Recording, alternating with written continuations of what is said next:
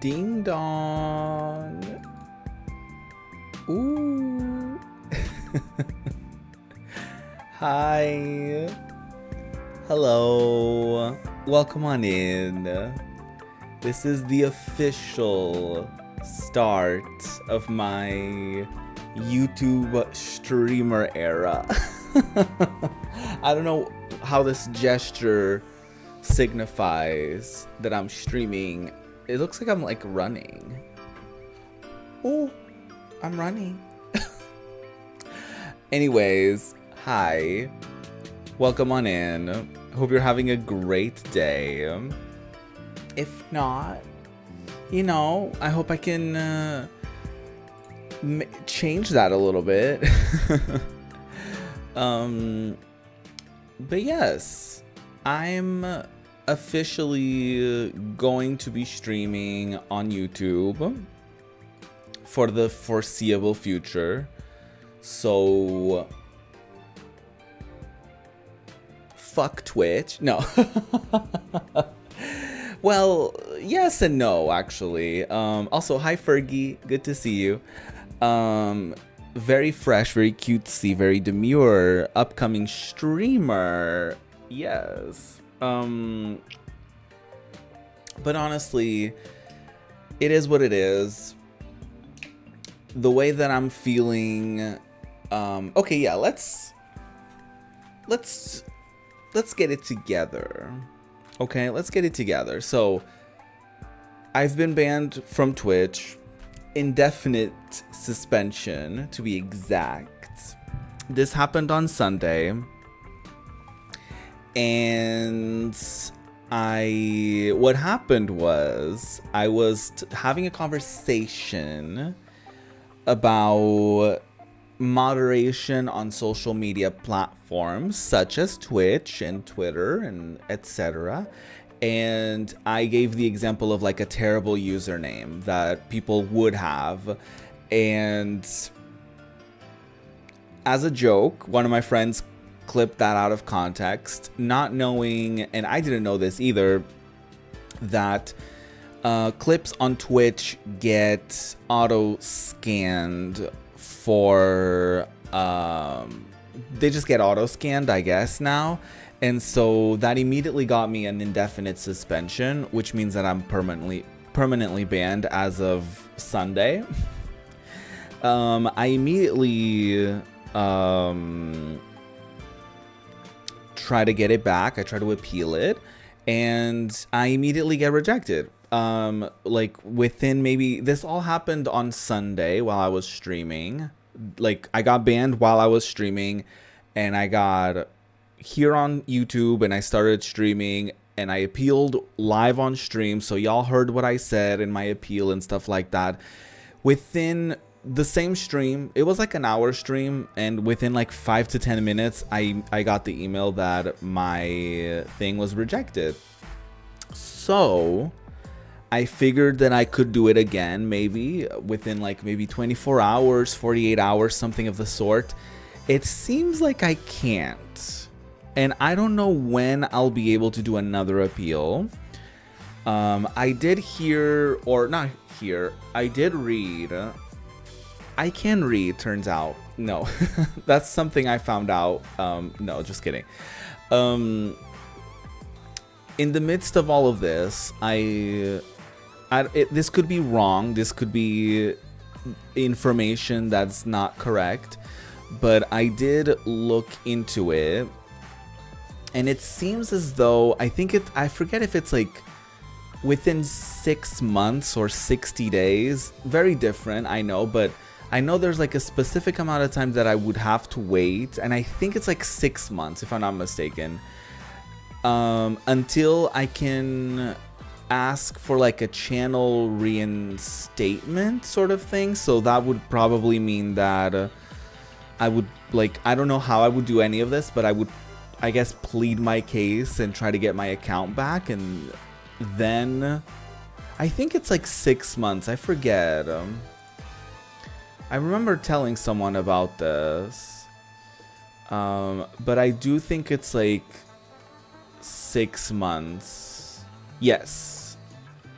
I told someone it was 6 months, so I think I told them that after like reading into it. So yes, half a year. Either way, I wasn't gonna sit around and just wait for my account to be back on Twitch. It sucks. It does. I gave myself Monday. I usually stream Mondays, Wednesdays, and Fridays and Sundays. So every other day, basically. I gave myself Monday to just sort of think about everything. I thought I would be able to send in another appeal. Didn't happen. I did edit the full clip of what happened with context on Twitter, so if you have seen that, or if you haven't seen that, it's on my Twitter, just at Project Ruby. There's a link in the description. You should be able to get on that, and you can add Twitch support, which I did. I did like a mini thread, I think maybe 2 or 3 tweets about it. Probably it won't do anything. I'm not like a famous streamer. I'm not a Twitch partner. I'm not someone who made Twitch a lot of money. And, as much as I have a community, or I built a community on there, it's not like one of those communities that will flood Twitch with thousands of notifications or anything of that nature. So, they don't care. They don't care. It is a shitty system. It is something that should be a bigger deal for creators, and for them to be aware that their shit can just get misquoted and taken out of context maliciously, and they can just like get indefinite suspensions out of it. So my channel was just an example of that. I was watching a friend of mine stream, and they had people in chat talking about similar experiences where they said things that weren't even close to bad, and they got suspended over that and stuff like that. So it is what it is. It's not an equitable system at all, Fergie says. I don't necessarily look at it as like equitable. I don't know what the right word I would use for it. I don't know what the word would be to properly describe it.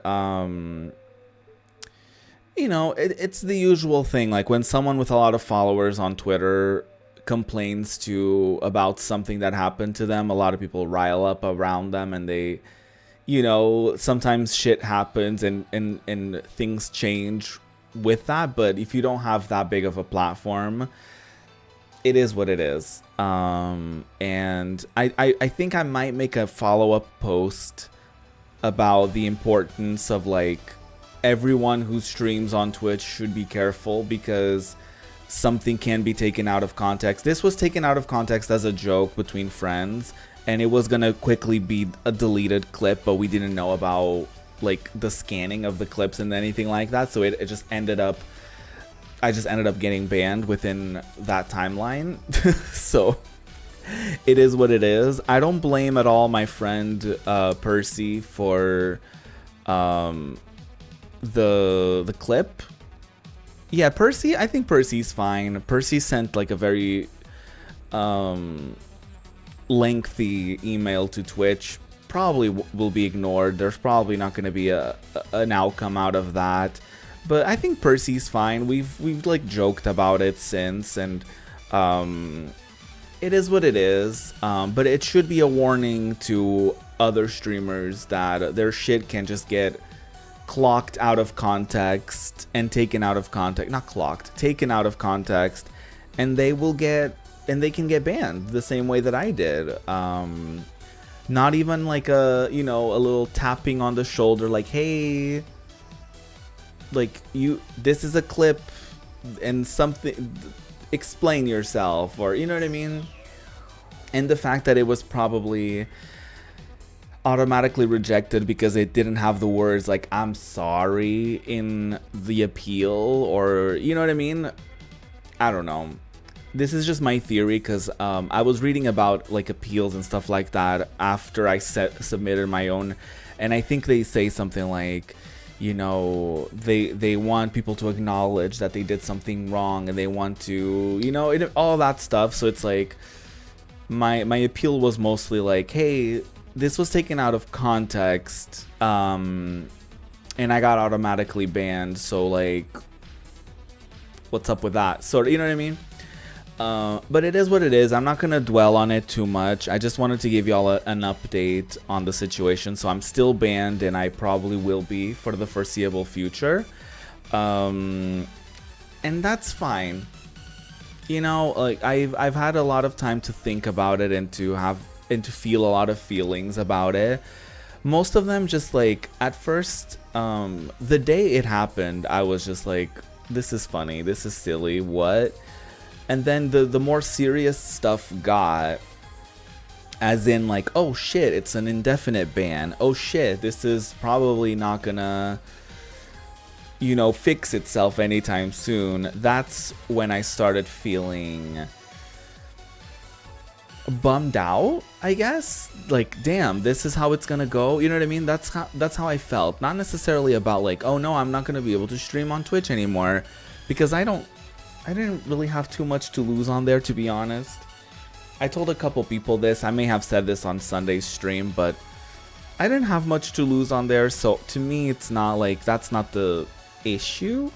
To me, it's just the principle of like, anyone can just take something that you've said out of context, make a clip out of it, you get banned from that clip, and then there's nothing you can do about it. Like, I don't know, I genuinely don't know what I could have done about it to like, for my appeal to get accepted. And especially for me to feel like it's such an impersonal thing. It's not like I submitted an email and I've had like an actual person tell me like, hey, like do a proper explanation of like, okay, we're not going to reinstate your account because this and that. Like it was just like, our team, it was like an auto email, like our team reviewed it and we have declined your appeal. Like, you know what I mean? Like it was very impersonal, very like, okay, I just got clipped, automatically banned, and automatically rejected. So what am I supposed to do now? You know what I mean? So it is what it is. Because of all of that happening and happening in the way that it did, it makes me be like, fuck them then. Like, you know, like I don't want to be a part of a platform that can just like, you know, something like this just happens overnight. And because I'm not like a huge successful streamer that can just complain on socials to be like, hey, this is wrong, like this shouldn't have happened, like, okay, then I guess I'm just gone, you know? So it is what it is. I have, like I said, I have felt you know, bummed out about it. I've felt angry about it. I felt annoyed about it. I felt a lot of things. I'm currently at a point where, you know, I guess this happened on Sunday and it's now Wednesday, so not a lot of time has passed, I guess. But I'm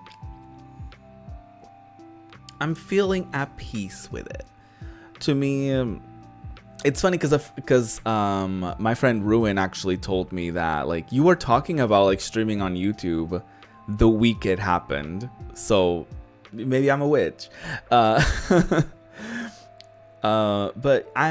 it's interesting because I have been thinking a lot about like how it would be interesting to do some sort of like, to have like a fresh start of sorts, or to have some sort of like a new chapter or something like that. And me getting excited about September felt like change was around the corner and stuff like that. So yeah, I'm excited for this chapter. Hopefully it will get me inspired and like excited to post YouTube videos as well, like on top of like streaming. Or maybe if streaming doesn't really like happen for me on here long term, then like maybe I'll feel at least interested and excited about posting. Or, you know, this could be sort of the last hurrah of my content creation journey, and I'll be at peace with that. You know what I mean? Yeah, I'm not losing any sleep over this. Like I said, I didn't have much to lose on Twitch. I did do like roughly a month of like streaming here on YouTube, and I did like it. Like there's certain features that you don't have here, especially like when you're a streamer or a chatter. There's just certain features that aren't there, and the experience is definitely different. And it does feel like I'm like, you know, like there's a feeling left out, because like, oh my god, everyone's on Twitch. Everyone that I know at least is on Twitch. So I'm like, here I am just sort of like on the side, like, hey guys. So yeah, I'm not losing any sleep over it. Thank you so much, Fergie. I appreciate that.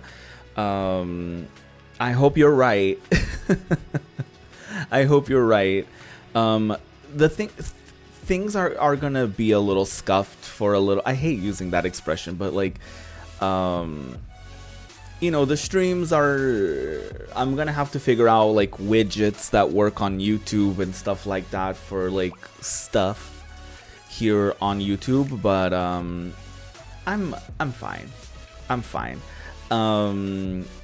So moving forward, and actually what I have planned for today is I've actually planned a little bit of a Sonic, like a Mega Drive sort of stream, because I've been playing as I listen to like audiobooks or like a podcast or something of the sort. I've been gravitating towards like the old school Mega Drive, Sega Genesis, if you're in the US, games like Sonic 1, 2, 3, Dr. Robotnik, Mean Bean Machine vibes. So I think I'm gonna do that. We're just gonna talk about life. We're just gonna hang out as I play games that are like comfortable to my soul. And I think later today, actually, the last Persona 3 Reload VOD from my no longer, I guess, you know, she's suspended, so she's technically not gone, my account. But from my Twitch journey, the last VOD of my, yeah, technically the last VOD of my YouTube journey, or my Twitch journey, excuse me. God, this is confusing. But the last part of the Persona 3 Reload playthrough from my Twitch series will be uploaded later today on my VODs channel, which after I still have like a couple random Fuser streams that are scheduled to be uploaded. So after that is done, I think I'm just gonna make a little video on that VODs channel to officially be like, hey, I'm streaming on YouTube now. Go check out my main channel, sort of thing. Because this is gonna be like an archive of my streaming chapter, which feels kind of like odd to say, but yeah, I'm kind of excited. I can stream in 1080p, by the way, on YouTube. That's fun, because y'all can just like manually change the quality, because, you know, you don't have to be a YouTube partner to get quality options on YouTube. So I can just stream in 1080p, which is great. I don't even have, like, I'm recording just in case something happens to the stream, but I don't have to record. And so, like, that's great. I don't have to keep like an archive of these, because they just automatically turn into YouTube videos on the channel. So that's great. And yeah, gone but not forgotten. Exactly. My YouTube chapter. I think there's also, I don't know, I'm agnostic, so it's not like I don't believe in anything, but I just don't know like exactly what it is that I believe in. But there is something like interesting about like my YouTube chapter, my Twitch chapter, excuse me. There's something interesting about my Twitch chapter kind of closing indefinitely, I guess. And my YouTube chapter sort of restarting the year I turned 30, and on the year that is my 10th YouTube anniversary. Like, I don't know, there's like something about that. Like, that is kind of wild. Like, I started my 20s on YouTube, and now I'm starting my 30s on YouTube again. So that's weird. Like, that's like a weird, like, way. And with that in mind, I only have like maybe a handful of YouTube videos that are like public. But I think with that in mind, I might go back and like slowly but surely watch through all of the years of my YouTube journey, all my videos, and see like, okay, I'm still fine with this video existing, and I may republish, not republish as in like re-uploading them, but I might make some of those public again, because I only have like I think my gaming stuff is the only stuff that I've made public, because I think this is going to be I don't know. Actually, I don't want to label it. I don't want to, let me get that out of my head. I don't want to label this channel as anything. I'll just do whatever until it doesn't feel right anymore, and then I'll, so yeah. I'm not going to label this as a gaming channel. I'm not going to label this as anything. I'm just going to live my life and just stream and make videos if I want and stuff like that. Also, something cute, like if I want to make a little TikTok or a YouTube short, I can link the YouTube short to the VOD from that, like, short that short is from. That's like here on YouTube, so I can like link them. So that's fun. Release the private tapes. Yeah, I don't know if I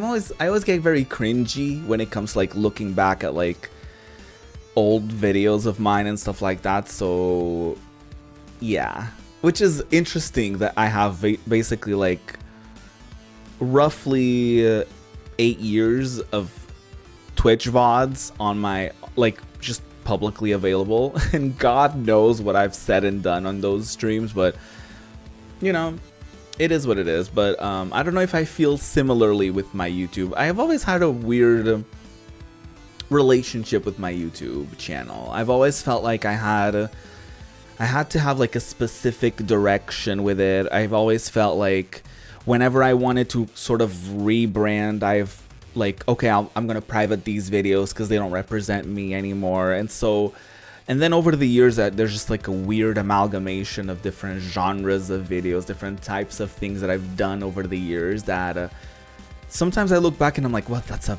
mess. And I don't, you know what I mean? I'm just like, do I just make everything public and just like, here it is, but yeah, it is interesting that I have like footage of myself in my early 20s talking about like my opinions of things in my early 20s, and now I am like in my 30s and I'm like, ooh, I probably feel very differently about a lot of those topics. You know what I mean? So that's interesting. Do what you got to do for this channel. This is a great opportunity to reinvent things you want to reinvent, etc. Yeah. So yeah, long story short, I plan on getting back to Persona 3 Reload, but I just want all the VODs from that series to be up, and for the people that do subscribe to my VODs channel to know like, hey, I'm on here now. I'm on YouTube, different channel. This channel is not gonna get updated anymore, I think.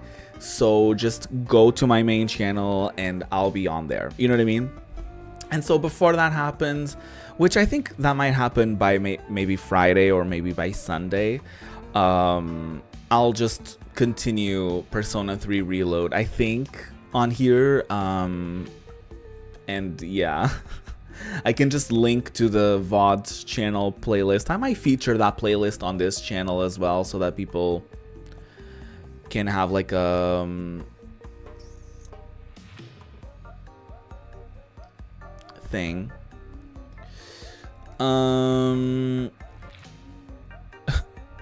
How dare you have opinion? No, it's not that. It's like, it's interesting that like I was so like kind of like loud and proud about my opinions from like 10 years ago, and I'm like, you don't know what you're talking about. Like, I made a video, I remember, pretty early on about traveling. I'm like, bitch, you've never left the country, you've barely traveled, you've only done like school trips, what are you talking about? So you know what I mean, like stuff like that. But anyways, are you able to put like a thumbnail on my Twitch channel? I'm not able to do anything on Twitch. I can't log into my Twitch. I don't have any access to anything. So I don't even know if, like, I don't even know, like, can you even go to twitch.tv/Project Ruby? Like, I genuinely don't even know if that's a thing that you can do.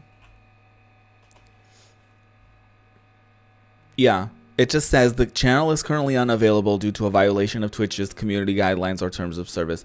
So nobody, myself included, has access to my Twitch channel.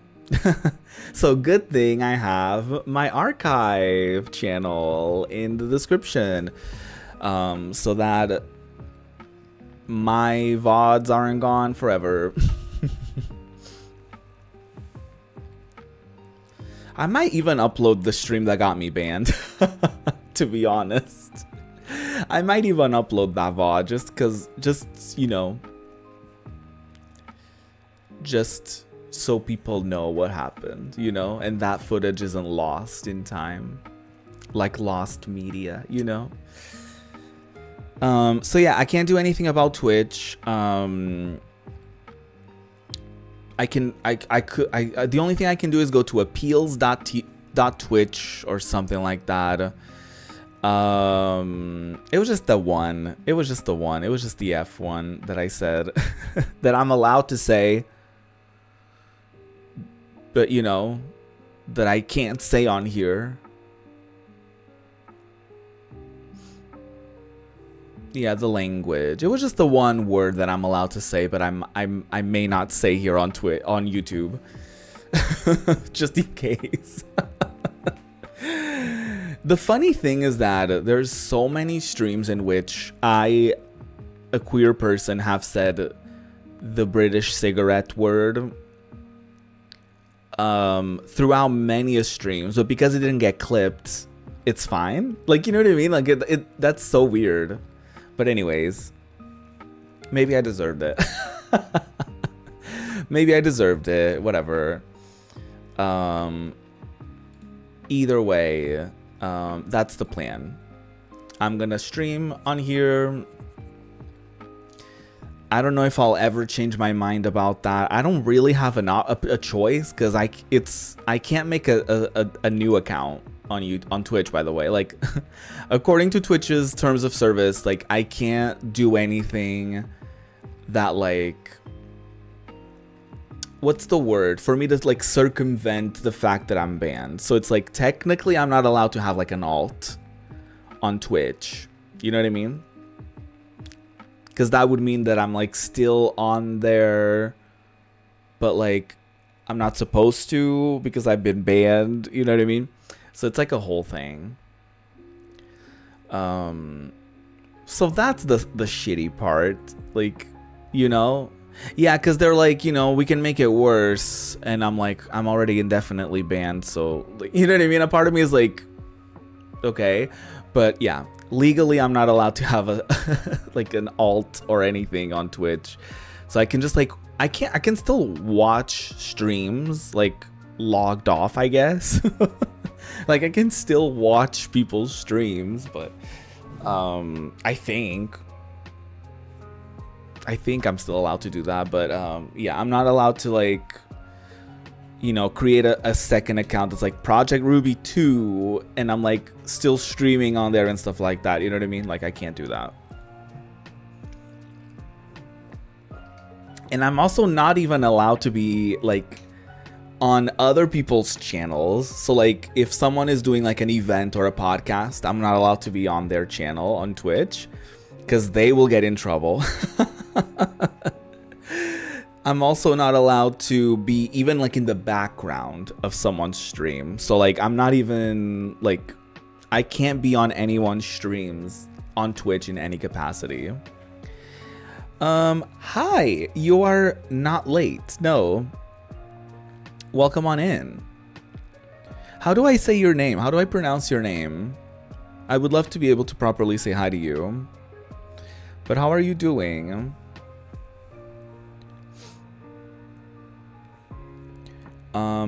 You're just on time, honestly. I've been live for like 30 minutes. Like, I just been updating people. By the way, do I have captions? Are the captions working this time?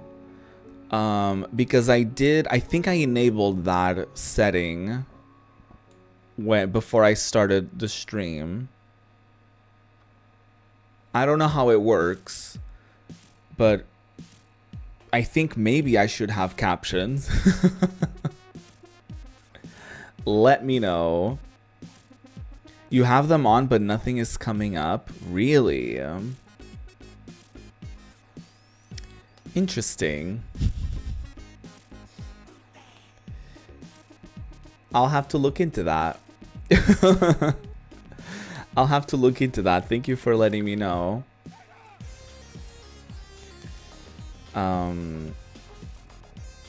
But yeah, I'm not worried about it. It is what it is. I'm just gonna, yeah, I'll look into the captions later. Thank you for letting me know. I think there'll be a thing in the VOD.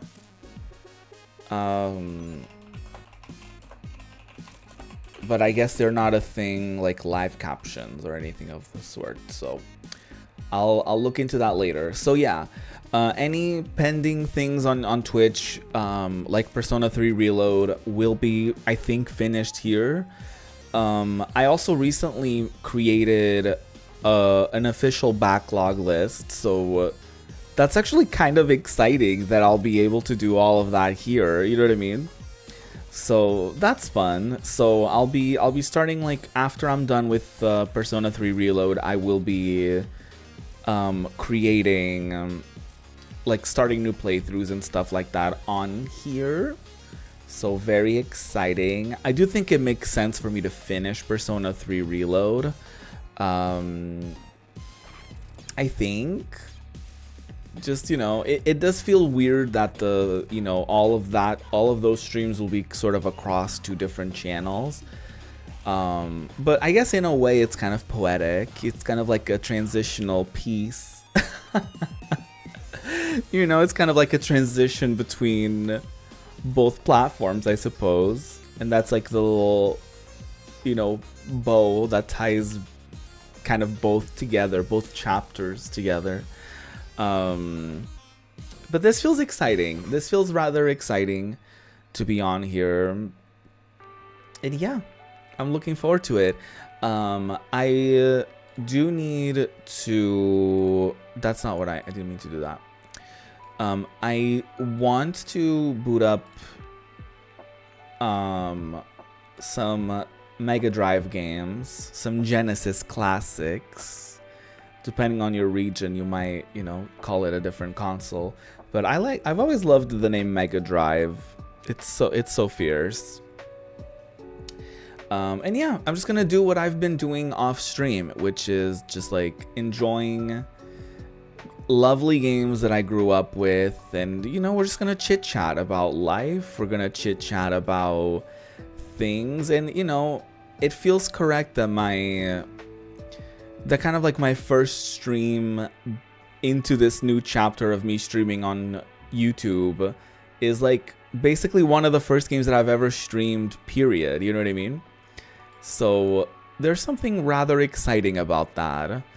You need to cook dinner? No worries, Fergie. Thank you so much for being here. I hope you have a lovely time cooking up your meal.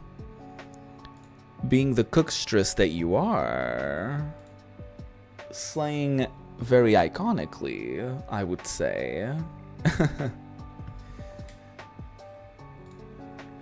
So yeah, I'm just getting that set up really quickly. But how are y'all doing? Enough about me. How are y'all doing? What are you up to? Hopefully you've been having a lovelier time than, you know, I've had with Twitch. And all the trials and tribulations of that. You're gonna stream here. You're gonna stream. Am I gonna stream? I'm gonna stream video games. That is mostly what I've done on Twitch, and that is what I will be doing on here. I have done like I think one of my old streams here. From last year, I watched like Gamescom or something like that, but I don't know if I'll be doing much of that. We'll see. Like I said earlier, I'm not gonna label this channel as anything. No, you don't have to apologize for your English. That's totally fine. I still understood what you meant, and as a second English, nope, English is also my second language, so you're completely fine. Don't worry about it. You're trying your best. And that's all that matters. Something that I've been told from any friend that I've had whose English was their first language is that they said that there's plenty of people that have English as a first language and they are not good at it either. So, so you're fine. You're good. I don't know what I'm trying to do. I think it's an audio thing that I'm trying to... Oh yeah, the game audio. I'm trying to figure that out.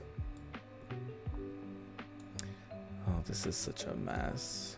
I'm gonna have to figure that out later because there's a lot of things on my end that are kind of messy on OBS, but that's a story for another day. Let me mute the music.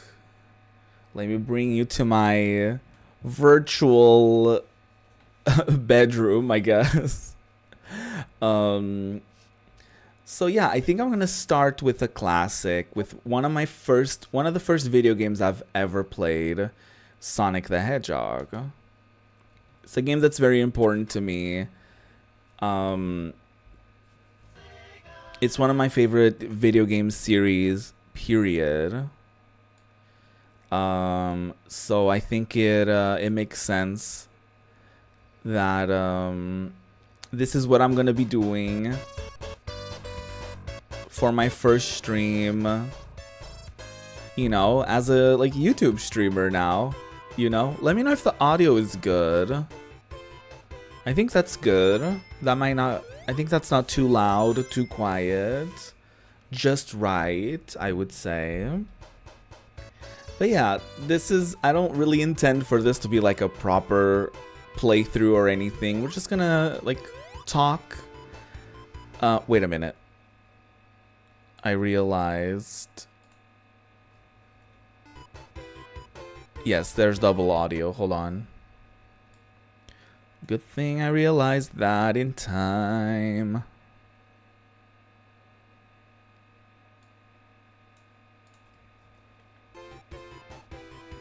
There we go. I'm actually... This might be good for me, but I might turn it down slightly for y'all, just because it might be a little much.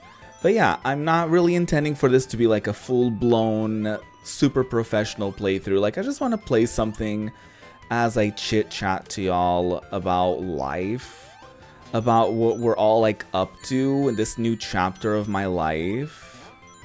Over the past, like since the end of August and into the beginning of September, I've really had this like weird sort of like, I don't know if it would be like a premonition, but I've always like for the last couple weeks I've said like, I don't know what it is about September that I'm very excited for. It feels like a new chapter in my life. You know, I was just like excited about it, and it felt like new, and it felt like exciting, you know. So little did I know that things were gonna get very unexpected, and things were gonna change against my will, really. But sometimes that's what you need, you know? Sometimes I am a believer that sometimes the universe works in mysterious ways, and sometimes, you know, an unexpected... Oh yeah, you can't spin dash in this game. That's interesting. I always forget. Also, for a game that, like, claims that you're supposed to go fast, like, this first Sonic game, you're actually not meant to go fast at all. Like, you're actually meant to be very careful. It's actually pretty precise platforming at times, so you're not really supposed to go, like, that fast. But yeah, like, sometimes, you know, unexpected hurdles in our lives bring us the change that we need, you know, and direct us to a different direction in our lives, into something that maybe, you know, we wouldn't go, I don't know if I would go necessarily out of my way again to be like, let me stream on YouTube now, but maybe this is what I needed, you know, 10 years into me being on YouTube, maybe I needed, and I've always sort of had that little, like, thing in me to, like missing YouTube and feeling bad for the people that have been subscribed. I don't know, maybe there's at least, like, one person out there who's, like, subscribed since, like, day one, since, like, 2014. And there is a part of me that feels like I've sort of abandoned those people that were with me, like, in the very sort of beginning stages of my content creation journey. I remember when I started streaming on the other platform, I felt like it felt similar to this, actually. It felt like something new, something exciting, that I was gonna start, like, a new chapter of my life. I mean, ever since I came across live streaming, I don't think it was a thing here on YouTube yet, but ever since I came across that sort of concept, I was like, oh, this is, like, the solution to my problem of not being the biggest fan of editing videos. You know, I've always, I don't mind editing videos, but I'm not someone who usually takes a lot of time, like, fine-tuning a lot of details and stuff like that, which is why I gravitated a lot towards podcasting as well, because, like, especially live podcasting, because, like, I didn't necessarily have to do a lot of editing, you know, like, I didn't want to do a lot of editing. I wanted it to be like a one and done sort of thing, you know, because I don't know, like I said, I like to do very minimal editing. I don't like to do too much. Very demure like that. But, you know, I felt for a while that YouTube was heading in a direction where a lot of people were doing these, like, you know, incredibly filmed and edited videos, and that there was maybe no room for, you know, low quality webcam, Blue Yeti microphone people on here. But, you know, great. I'm excited. Ignore that. I'm excited to I'm just excited. I don't know, I feel like I've said that word too many times. I feel like it's starting to maybe lose its meaning. But, you know, when you say a word so many times that you're like, that word doesn't feel real anymore. It still feels very real to me, specifically. But that's another story for another day. But yeah, no, yeah. It's like a new chapter in this book of life.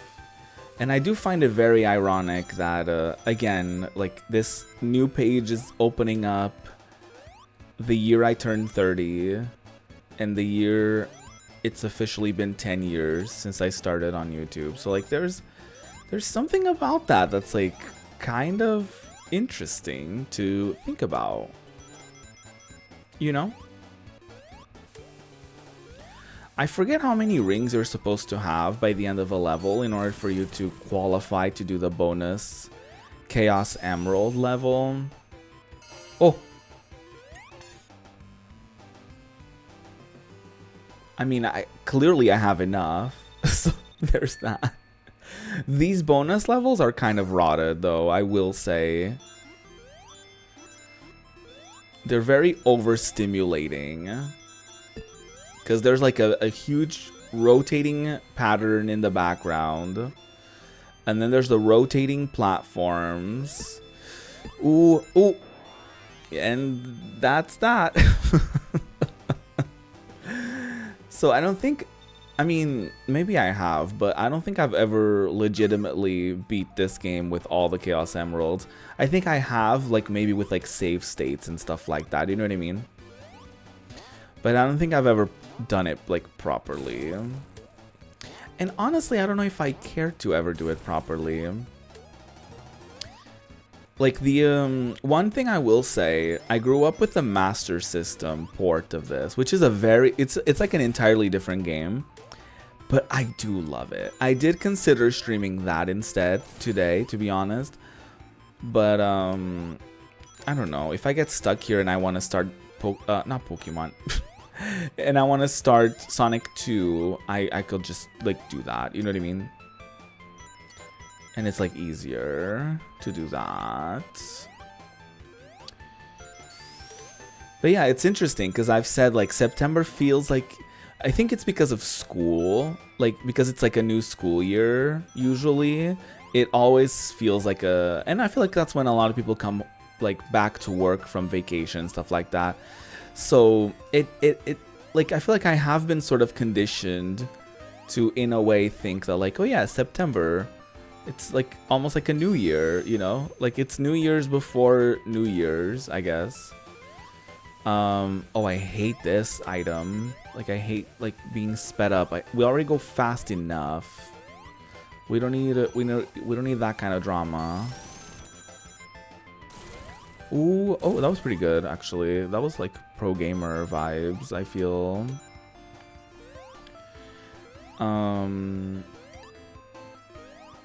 So yeah. I've been saying for a minute that, like, it feels like a new year. It feels like that excitement of, like, a new chapter. So hey, the universe has granted me a new chapter in my life, so I'm here to take it.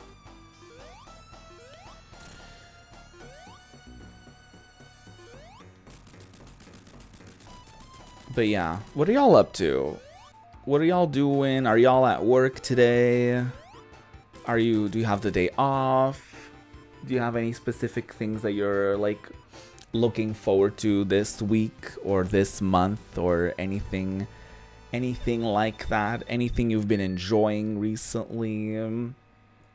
I've been listening to this audiobook called The Glitch, and she's lovely. I've been enjoying it so far, to be honest. It's like,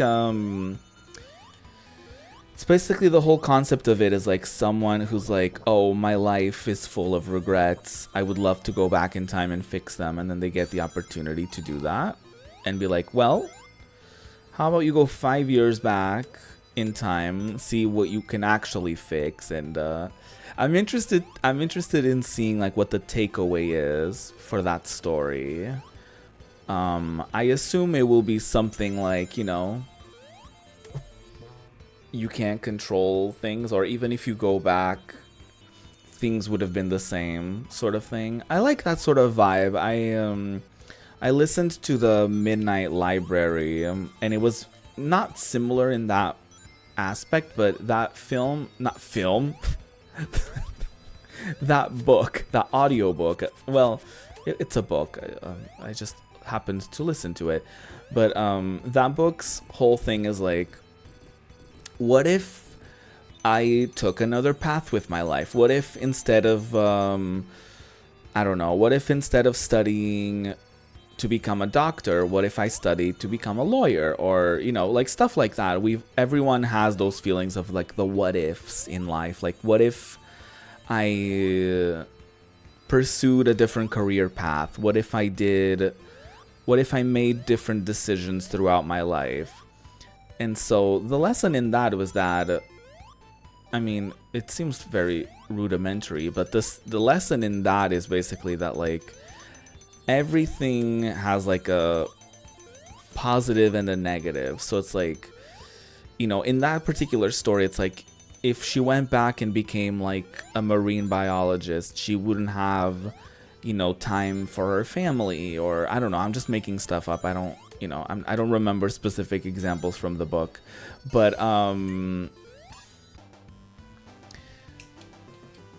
so you know.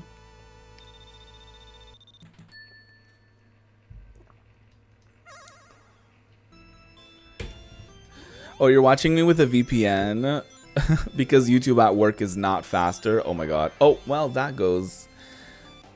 I'm so bad at these special stages. Jesus Christ. But I hope you're having a good day at work. Thank you for, you know, putting on the stream while at work. I really appreciate it. I love to be people's distraction at work. You know, you could say distraction, you could say motivation, you know? Just different points of view. But yeah, I love a book like that because I feel like I'm someone who overthinks things a lot. And so, well, okay, I'm dead. So I usually have the tendency to think of the what ifs, to think of like, what if I dated that person? What if I went to a different school? What if I made different decisions? What if I, you know what I mean?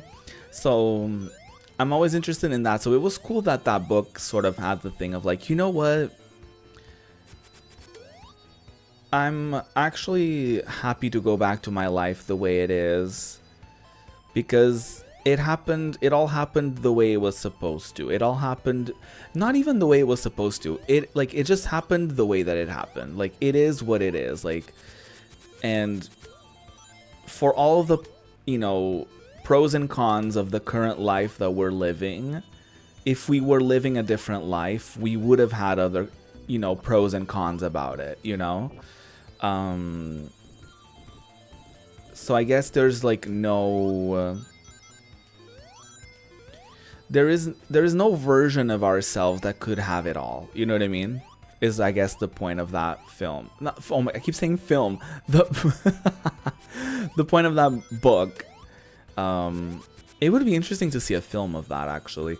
But I wonder if someone is making it. But so this one is that similar vibe of like, what if I could go back and fix everything? What if I could go back and undo the choices that led me to maybe not, you know, the outcome that I may have wanted from life. And I think it's gonna have a similar takeaway, maybe. One thing that's also very interesting about The Glitch is that the story is sort of told as like a back and forth between the two sort of like protagonists. So it's cool to get like Emma's perspective. I forget his name, but to get both of the people in this relationship, like to get both of their perspectives on what happened. Not even what happened, like you get like the present day version of one of the characters and you get the past version of the other character, like explaining to you how they met and everything like that. So I'm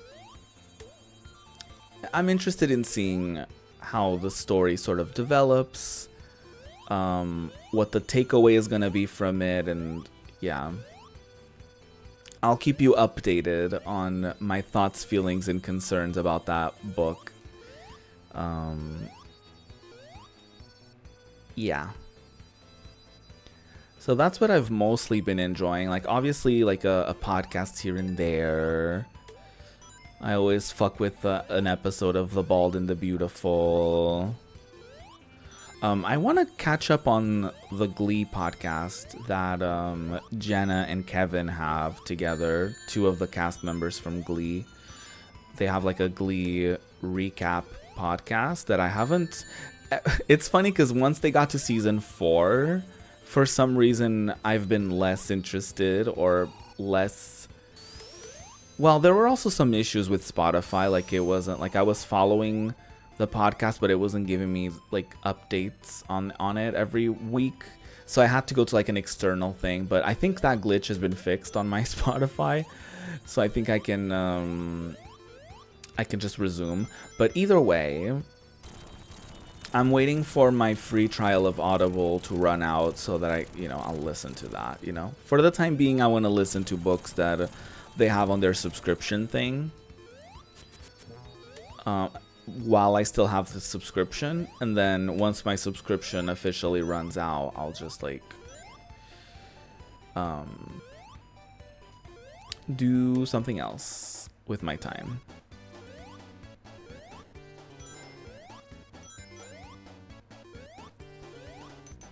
Because the podcast isn't going anywhere, and the book that I'm listening to will be gone. So when the subscription ends, so there's that.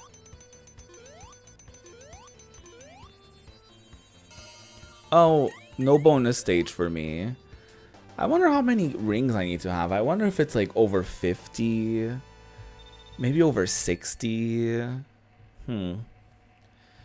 But see, you're not like supposed to go fast when you play this, because if you go fast, you just like miss a bunch of shit. So, there's that.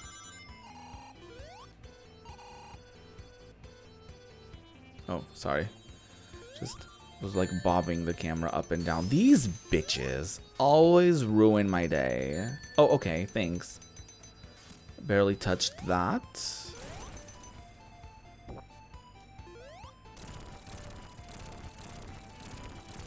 It's getting rather warm. I might, after this level maybe, I might take a short break to turn on my fan and stuff like that. Because I know there's like a time limit of sorts with Sonic games. So I wouldn't want to just like put this on and just whatever while it's paused. But what else is sort of going on in life? I think tomorrow I'm going to the beach.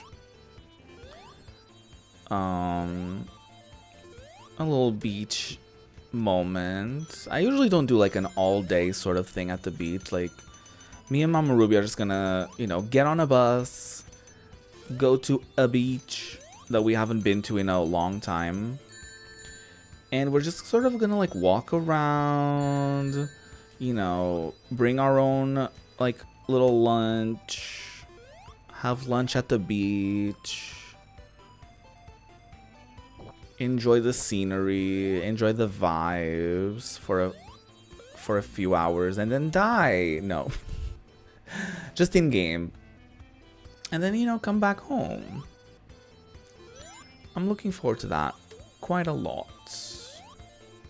Although,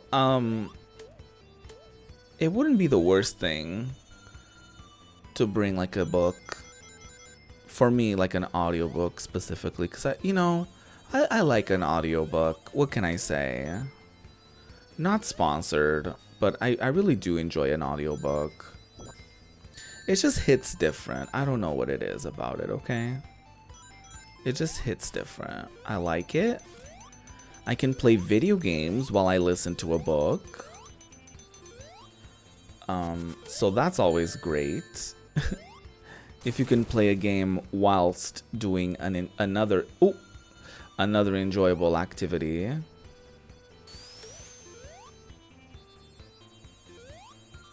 I know it's very like, my attention span sucks, but which is sort of the problem, I guess. But I will say, a good narrator just reading the book to you and sort of like doing a great job with like all the different character lines and stuff like that. Like there's something about that that can I assume like elevate like a book. I do also think there's a possibility for a bad audiobook to, you know, potentially, you know, taint or ruin like a good book. You know, that's probably a thing also. I got a game over. Well, let's try again. 1991, damn. Actually, let me take a short break. I don't really need to run ads on here or anything, but I am going to take a short break because it's been over an hour since I started. So stretch your body, do what you got to do. I'm just going to quickly grab my fan and make sure I'm not, you know, dying in here. So yeah, I'll see you very, very shortly. Go grab a snack, go grab a drink, and I'll be right back.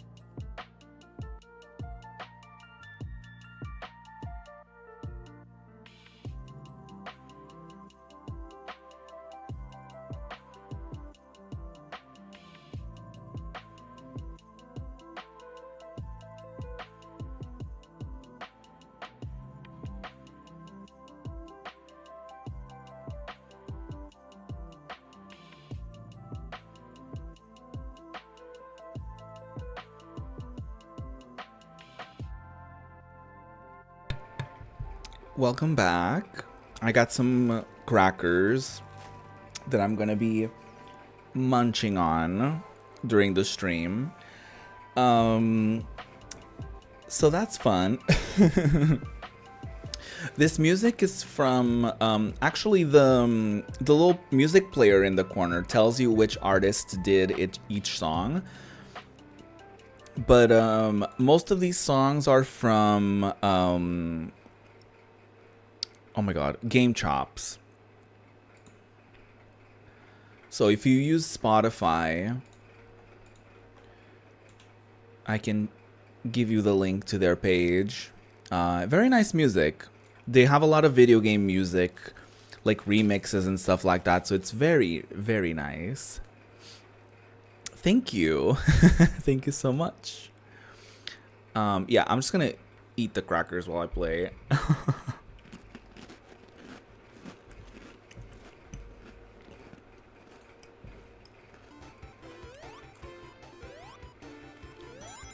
I hope it's probably too big of a cracker. Should probably break it in half next time. But this is my second run of Sonic 1 today. I'm not gonna be messing around with like save states or anything, just because I want to, you know, have a little bit of like an authentic-ish experience. I suppose.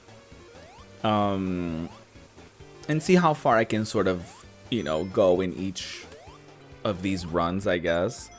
Until I get bored. You know, if I get bored of Sonic, I might switch to something else. It doesn't really matter.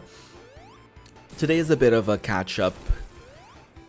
Kind of a catch-up update. Like, hey, here I am, officially taking over YouTube. I'm a little worried about going too fast. I know. What an interesting worry to have while playing a Sonic game. Because I kind of want to get into those, like, special stages, you know? So I want to make sure that I have enough rings to get into them. See if I can get the emeralds.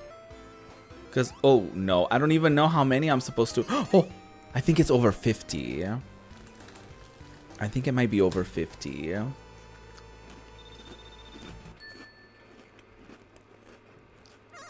Okay, wish me luck for the special stage.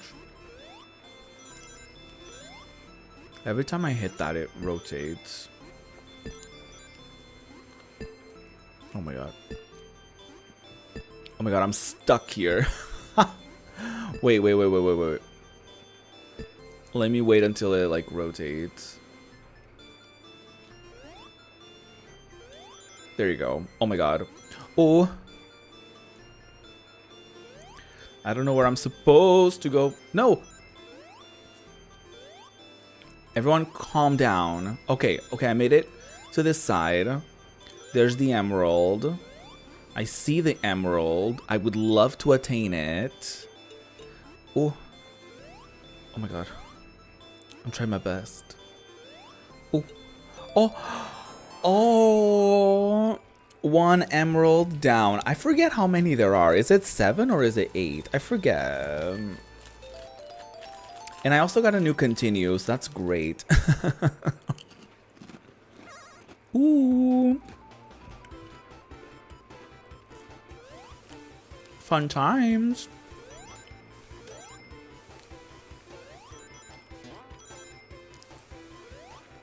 So yeah, tomorrow I'm going to the beach. Very excited. I'll tell you all about it. I don't know how interesting it will be. But I'll tell you all about it exclusively on Friday. Do you like my... Oh, great. Do you like my TV, like, voice? I was embodying that person on TV that's like, coming up.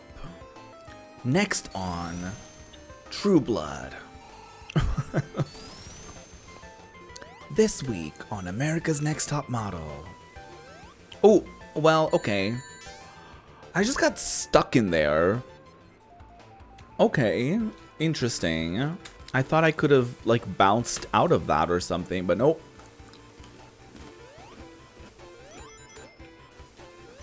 Got stuck in the Skibidi toilet. What is the Skibidi toilet? I feel like I've only heard Katya talk about it. But then sometime this week I saw someone comment that on as like a reply somewhere. It might have been TikTok, and I was like, what the hell is the Skibidi toilet? Am I just old? Is that what it is? Because I honestly don't really care to know. Is that bad?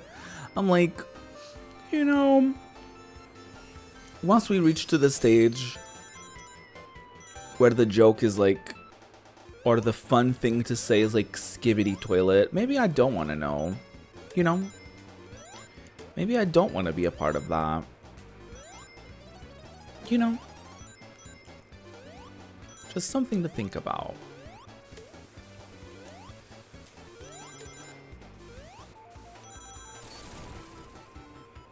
I do love the word turlet. I do love the word turlet.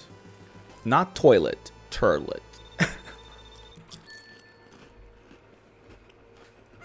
I don't really understand why some people pronounce it like that. But, you know, I like fun. You know? Ooh, I think I might have to go that way. For the Emeraldina. Ooh! That's not how I get the emerald. Oh! I found it. I think. Okay, yes. Oh, that was a lot. Okay, hold on. Please. Oh my god. You know about the Skibidi toilet? What is it? Why is it? What's the deal with the Skibidi toilet?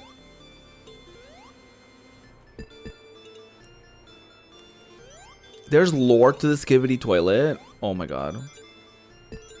Now I'm even more intrigued, actually.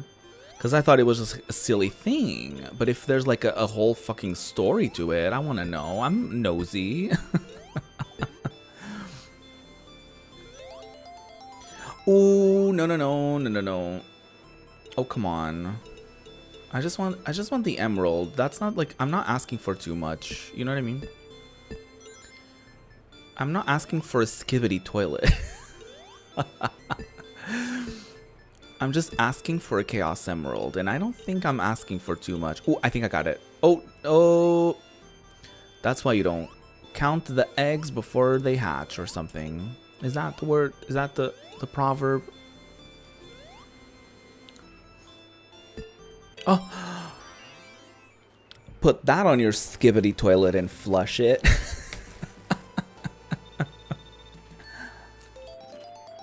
Ooh.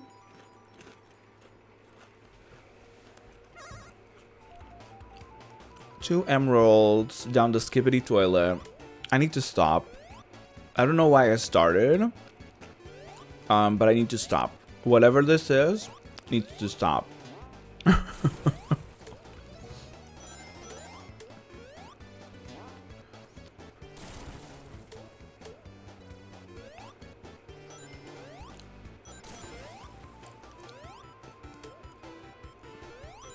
Head in toilet and they fight the cameraman?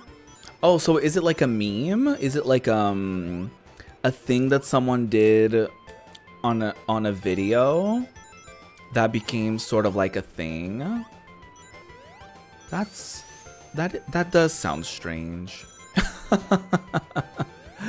That does sound strange. But you know, I'm here to judge. I'm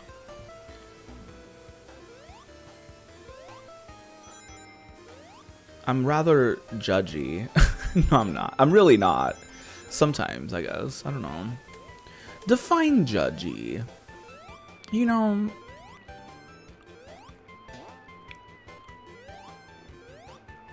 I guess I'm an acceptable level of judgy, because everyone is to a degree, you know what I mean?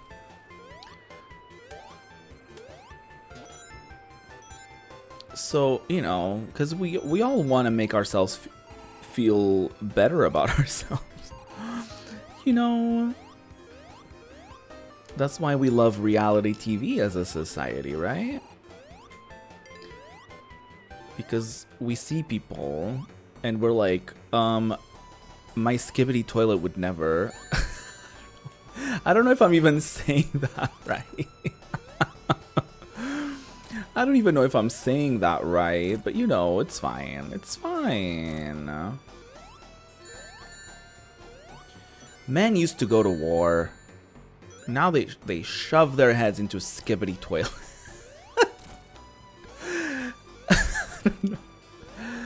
I don't know.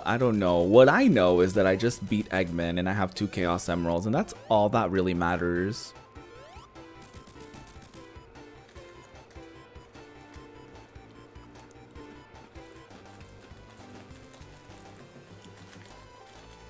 Well... Oh, I don't know what you mean.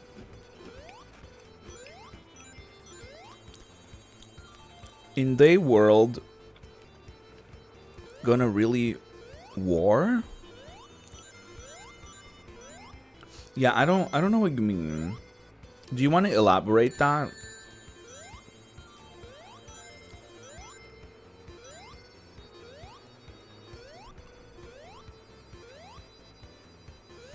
Is it like is it like a feud? Is that what you mean? Like the people are like the Skibidi Toilets are at war. Is that what it is? It's like a whole thing apart from our reality. Is that what it is?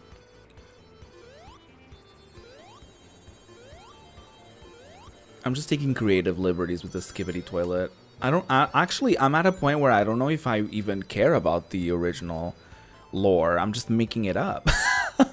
Just, and I feel like maybe whatever I come up with might be more interesting. You know? I don't know.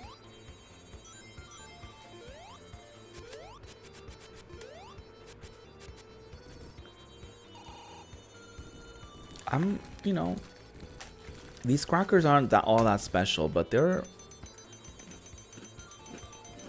getting rid of my hunger, and that's all that really matters.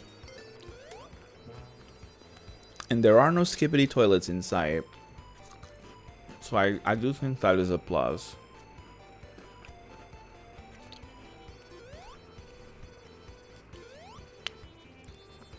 I'm trying not to bring too many mouth sounds as I'm eating,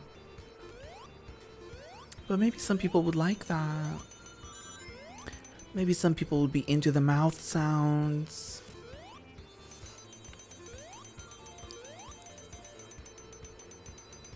You know, speaking of mouth sounds and eating, I hate it. Like, I know it's like I guess there's a word for it, but people like that make that their whole personalities of like, oh, I hate the sound of people chewing. Like, okay, then don't go to a restaurant if you don't want to be around people chewing, or like someone is like eating on camera and they're like, ew, I hate the sounds. Okay, like last time I checked, that's none of my, like, that's not my problem, is there? Like, I don't know, I just think it's weird when like people make that their whole thing of like, I hate people eating. I'm like, okay.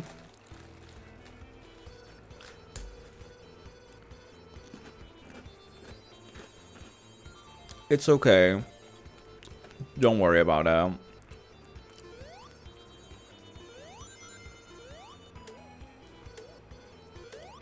I'll look it up later. Maybe that can be a whole stream where I investigate the lore of the Skibidi Toilet. Would y'all be interested in that?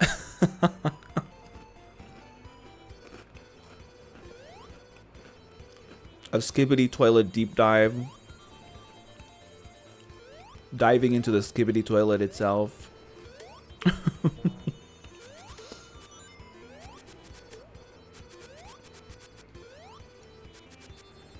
Oh, I kind of ate that.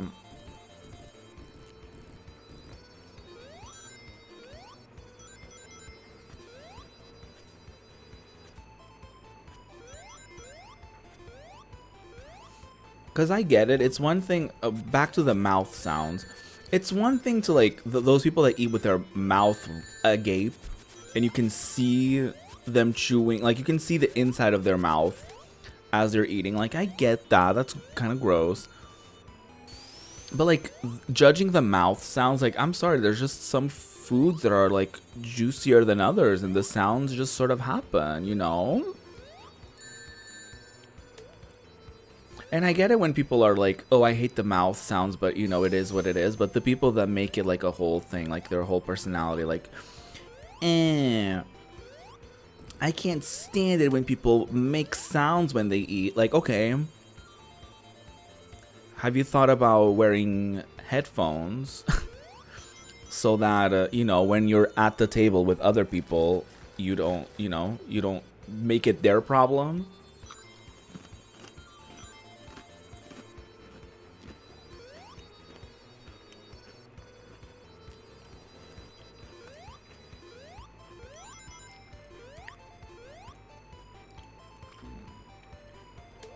And then the people that talk about it as if it's like a disease they're like, I have misophonia. I think that's what it's called, or misophonia, something like that, where it's like, it's the sounds of people. Like, I have this thing where the mouth sounds of people eating like perturbs me. I'm like, okay, don't talk about it as if it's like this sort of like, you know, illness that you have, and it's just like, oh my god, it's like something about myself that, you know, is unchanged, and like people need to accommodate for this thing that I have. Like, no, you're just annoying. You know what I mean? Like, it's not that serious.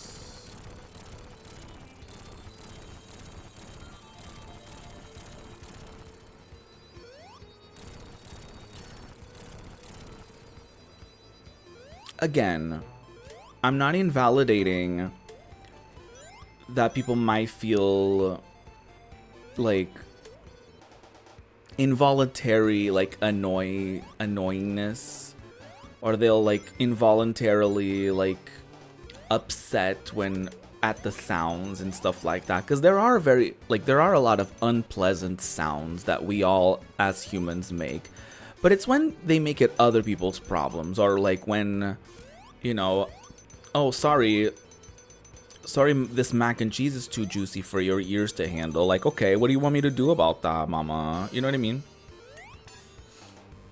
You need to go to sleep. Good night. Have a good one. Thank you so much for coming. I would love to know how to pronounce your name, or if you have like a nickname that you would like for me to use. But I would love to learn how to say your username, but I don't know how to read. Period. No, I'm just kidding. I don't know how to read that. I don't know what you would say, like those characters in your username. So I would love to learn how to say them. I think you may have told me like last year when I streamed on here, but I've since forgotten, and I apologize. Oh, new Chaos Emerald. Oh, please. Please. You know what? Maybe getting that game over was exactly what I needed.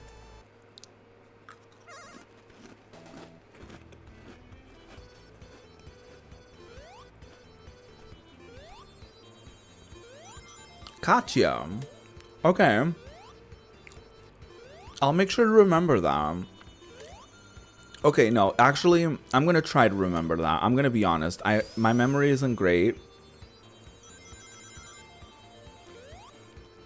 So, I'll try to keep that in mind. But yeah, good night, Katya. Have a good one. Thank you so much for watching the stream. I really appreciate you being here. And yeah, and have a lovely day tomorrow. I'm not going to be streaming then, but I hope you have a good one. We can always catch up on Friday when I'm back to streaming, because that will be my schedule on here as well. I'm going to be streaming on Mondays, Wednesdays, and Fridays, and Sundays. So that will be the streaming schedule for the time being. So yeah, I'll be seeing you around. You can always, don't forget to click that like button before you leave. Don't forget to click that like button before you leave. And if you're not subscribed to the channel, do it.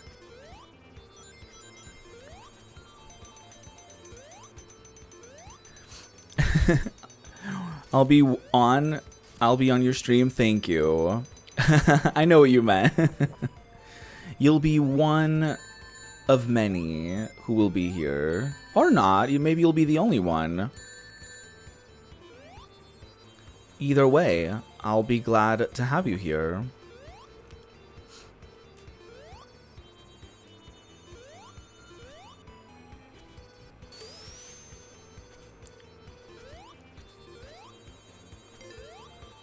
But yes, have a good one. I'll see you on Friday.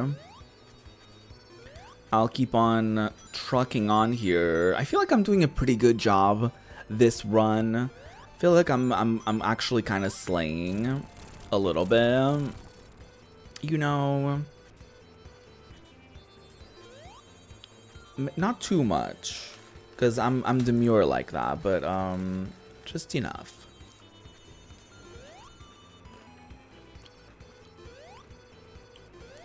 Ooh, that was a lot. Ooh, ooh, oh, okay. I managed to get out of that situation, that perilous situation.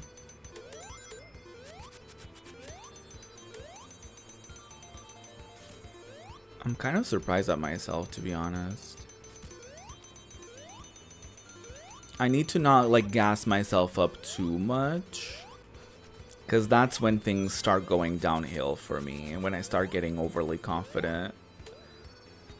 So I'm just gonna quietly enjoy what I've done. Have I gone past this level yet? No, I think this is where I died.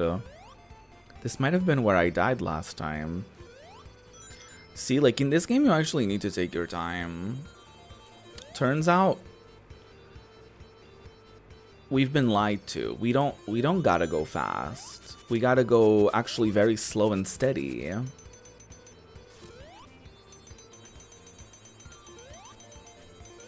Oh yeah.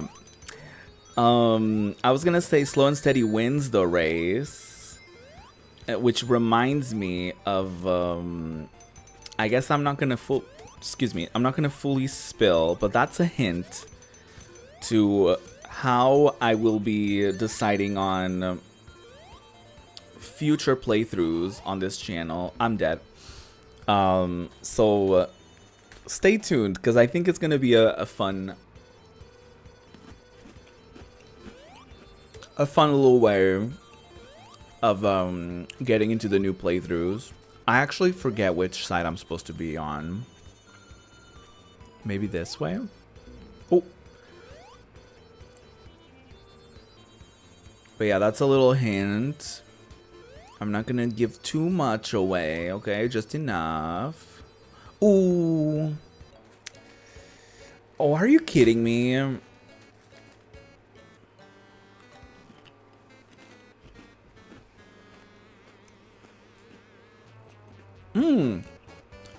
I did get a I did get a game over from one of the special stages. I don't know why I keep dying in here. Damn. I need to be more careful. I love the music on this stage though. Ooh, okay. That was kind of rude, actually.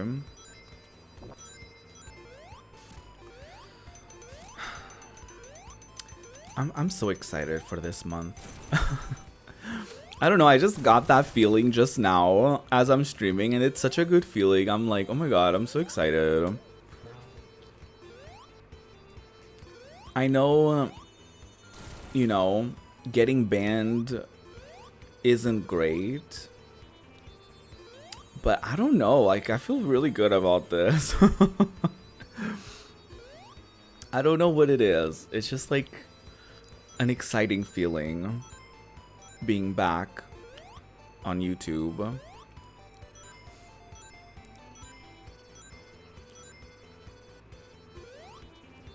And I'll just sort of follow my heart. It's sort of what I've been doing over the last couple months on Twitch anyways. Like that idea of like following my heart and doing what I want, rather than feeling like I have to do things a certain way or whatever. So I'm definitely implementing that on this YouTube journey. Oh my god. I need to like make smart decisions for once in this video game. I do have 3 lives, but I would love to like get, you know, maybe like another you know, game over or more lives at a special stage or something of the sort. Also, this game gets very wild. The more you play it, the wilder I think it gets. So I'm very interested if I'll ever be able to beat this. Like, legit, like without any like save states. Because I feel like I've beaten this game with save states, but without it seems maybe not impossible, but very difficult, I would say. A part of me is very interested in checking out the Sonic Origins compilation thing, because I think you can play as like Amy and Tails and Knuckles, like with all of the Sonic games, well, all the OG Sonic games, like Sonic 1, 2, 3, and Knuckles and and CD. So I'm pretty sure you can play as all 4 of them in Origins, I think, which would be my main thing for even getting Origins. And I think you can also play Sonic 1 with like Spin Dash and all that good stuff, so it could be interesting. It's not really in my priorities. Like, I feel like if I were to play a Sonic game, or if I were to spend money on a Sonic game, I would rather pay for like Superstars or Colors, like games that I've never played. One that I really want to play is Unleashed.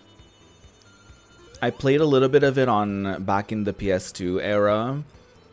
I would love to do like a full-blown playthrough of that. And honestly, I'm very curious in like checking out 06. And I also know that they're doing like, there's a fan project of that game that like makes it good. So I would love to kind of contrast both experiences at some point. Also, for those of you who have been watching my Twitch streams and witnessed the Backlog Creator stream that I did, I might go back and remove some of those from the backlog. Mostly because I feel like with some games I was like, oh, I feel like I need to play the original, the first game in that series. And I feel like some of those probably aren't gonna be fun for me to play the first one. Like, for example, like Prince of Persia, I'm like, I have the PS2 trilogy, and I'm like, I would love to get into that. But the thought of getting into the very first Prince of Persia, I'm like, maybe I don't want to do that. So I feel like I won't. You know? And stuff like that, similarly with like other games. So we'll see.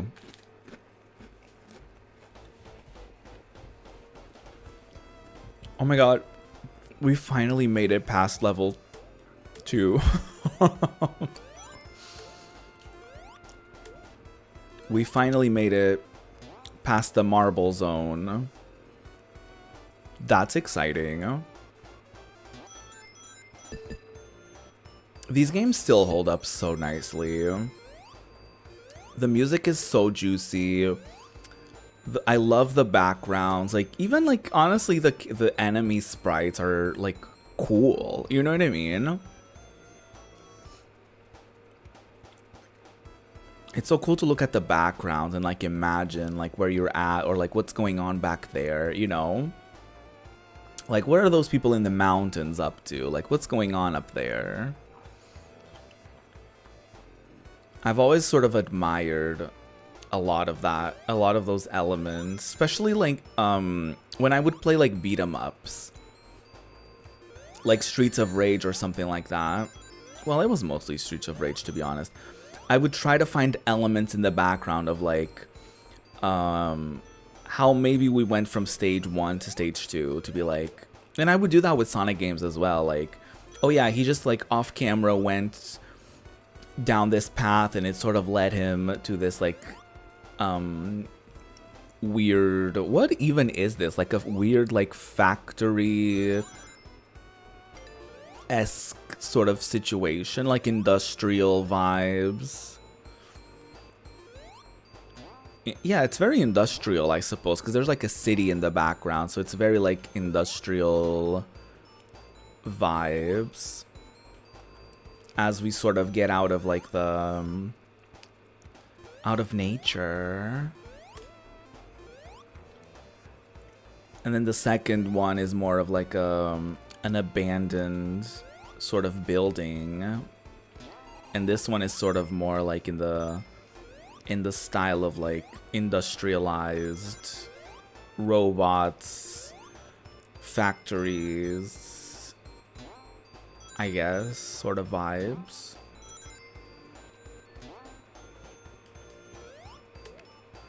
These crabs have always been my worst enemies.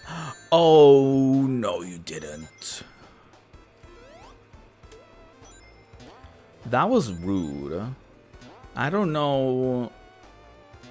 Oh my god. Okay, can we please? Okay. That was just like straight up rude. Oh no! No special stage for me. Did Sonic? Is Sonic the reason I always do the peace sign? In every single picture I take, and in probably most of the upcoming thumbnails for these live streams that I'll be doing. Is Sonic the reason for my never-ending peace sign pose in pictures? I didn't do it as a kid, so I think it's... Maybe it's just like a subconscious thing that like stayed with me as a kid. I don't know. Ooh, okay. These spikes, that's kind of dramatic. Like I feel like you don't need all that. But that's just me. You know what I mean? Like you don't need to do all that. I love how like in a lot of these levels also, like there's like kind of like multiple paths you can take. Like some of these levels I've probably never seen sections of them even over the years, you know what I mean? Like certain sections up top or something that or certain platforms that I've never hit. Like I don't think I've ever done this part before. So that's interesting to me. To find like these little moments in this game, for example, okay. Oh, I don't think I was supposed to go. I don't think I was supposed to go here. I'll do this instead. Ooh.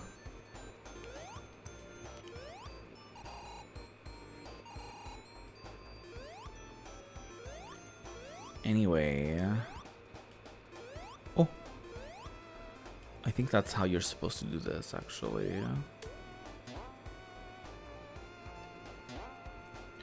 It's certainly better than any of my other attempts at clearing this level. Oh.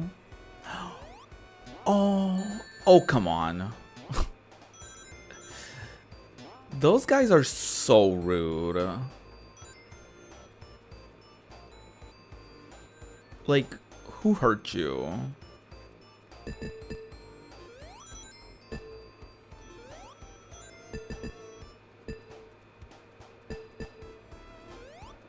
No, I want to try going down there. Hello? Oh my god. Oh my god. Oh my god. Oh my god. Oh. Oh, I'm stuck. Okay. No, no, no, no. Ah! I want to get the armor. The bubble thing. Oh my god. This is very overstimulating. Do-do-do. Oh, I did it. Okay, I can get out of here now. Oh my god. That was a lot. Emotionally, that was a lot. Even spiritually, I would say that was a lot. Hold on. have some crumbs of the crackers that I've been eating over the past hour. And I just wanted them in my mouth. Is that too much to ask? Ooh, I don't want to fuck with this, actually.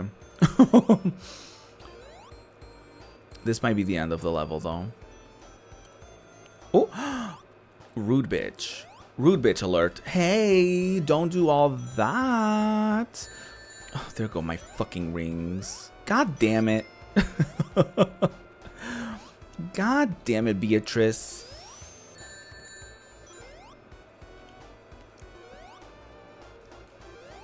There was this girl in high school called Beatrice that I hated. I don't think I ever told her that I hated her, but she could probably tell. Maybe she couldn't. If you're watching this, hi.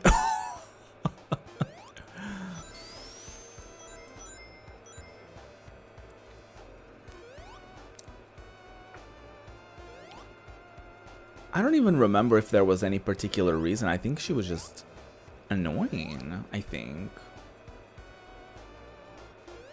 I think she just bothered me. I don't know.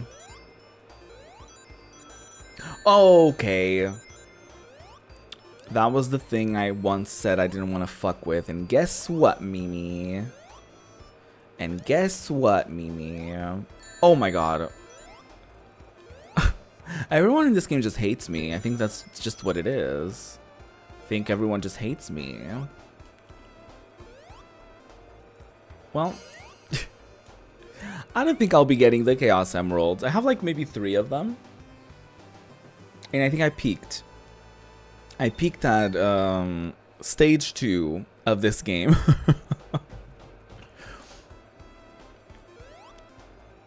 I think that's what it is. Okay, I shouldn't mess with them without any rings. Okay. That's one way to do things. Just the amount of concussions? Concussions. The amount of concussions that Miss Sonic has gone through. Ooh. Too much. Too many concussions. Why is the word concussion such a problem to me? Do I have a concussion? Damn. I don't think you can go to a special stage on one of these levels. Because it's like a boss level. Boss. Michelle Obama. Purse so heavy getting Oprah dollars. Michelle Obama. Purse so heavy. Oh, I'm gonna die. Okay. Ooh, that was close. Ooh, that was close. I was like, wait a minute. I did the math in my head. I was like, seems like death is around the corner. That's weird. In my head, I was like, wait, that's weird. The platforms are kind of closing in here. I was like, oh shit. Oh, well. Well. God damn it. Oh my god. Oh my god. Oh my god. Oh my god. Oh, that was so scary. Kablam. Kablam. Well.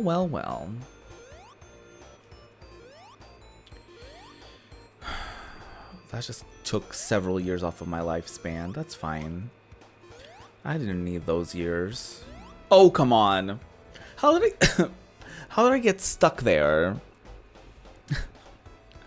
How did that even work?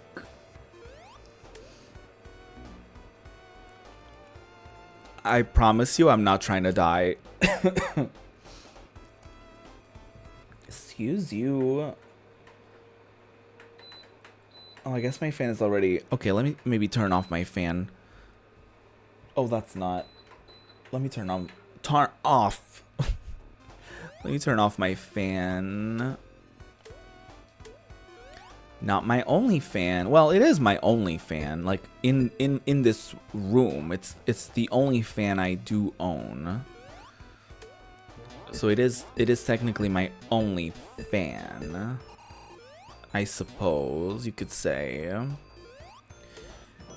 You could say, but I don't. I wouldn't. I shouldn't. Oh, oh, I have the orb of protection upon me. Oh, I don't think I wanted to go this way.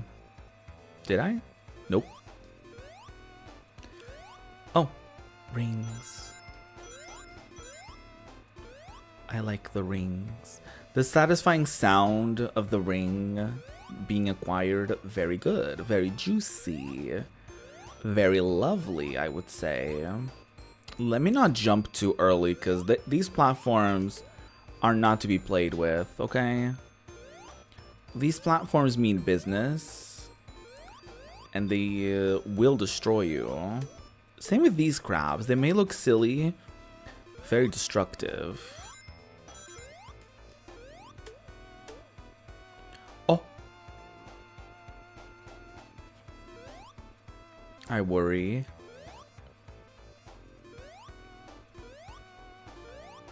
Oh, hold on. I don't want to risk it. I don't want to jump too early. I only have one life left. That doesn't sound very comforting, actually. I'm kind of worried. Oh, come on.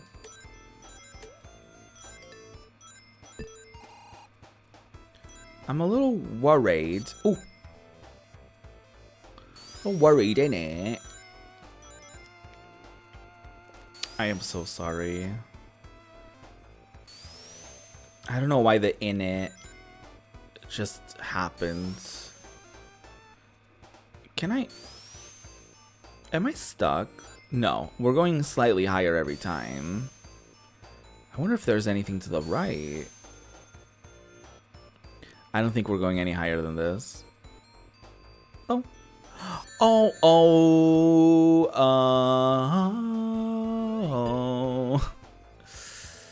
oh, that's very shitty, actually. Oh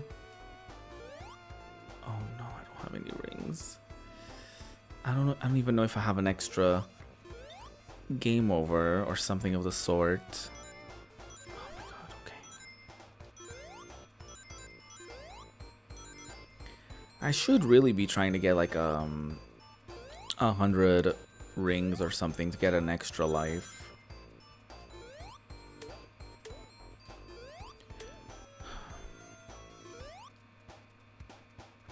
Well, well, well.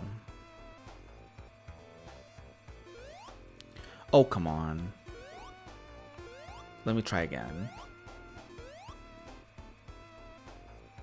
That was very rude.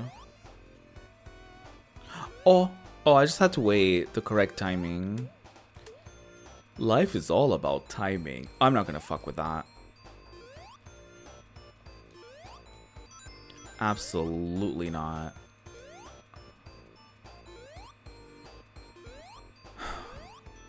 Those are stressful.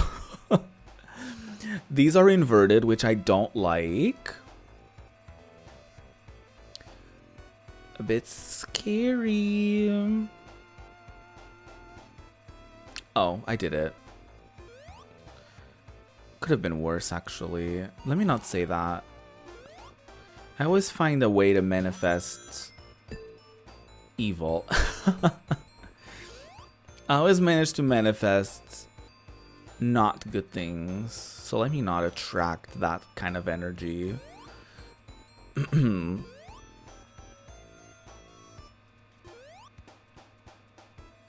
Oh yeah, we're about to do a boss, right? Oh, it's this one. Oh. Oh, I know. Oh. Oh no, I fell right off. I was about to say, oh, I know this level. I know how to do this one. We have an extra one. I didn't realize we had an extra continue.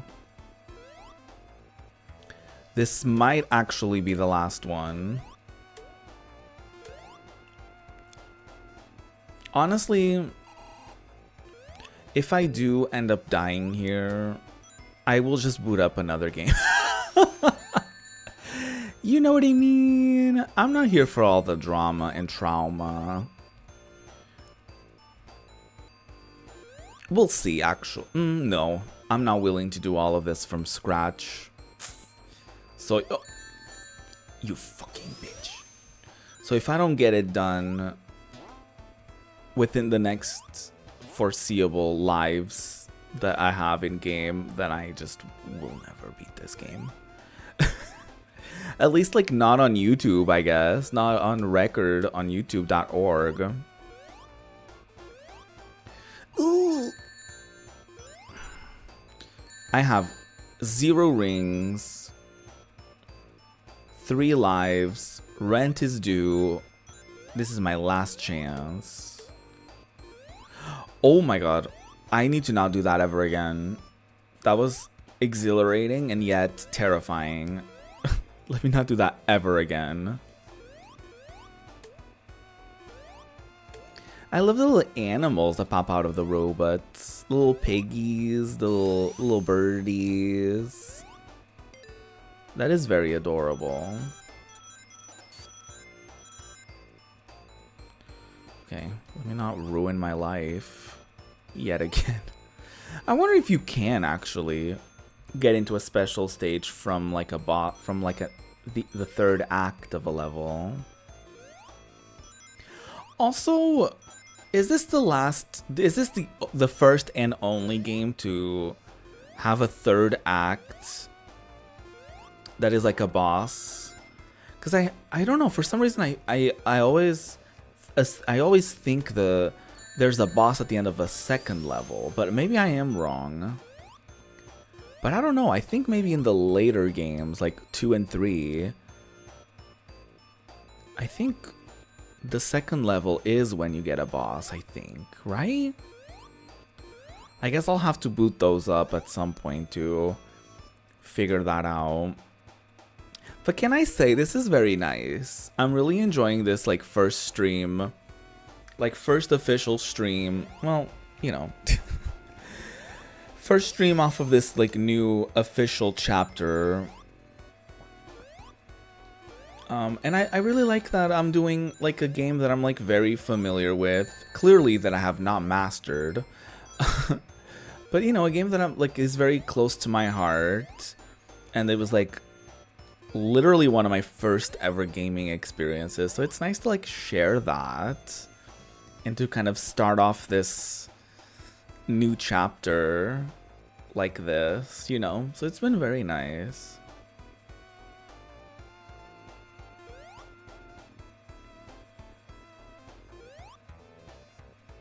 I worry. I fear. Okay, we've made it. This actually was a lot faster.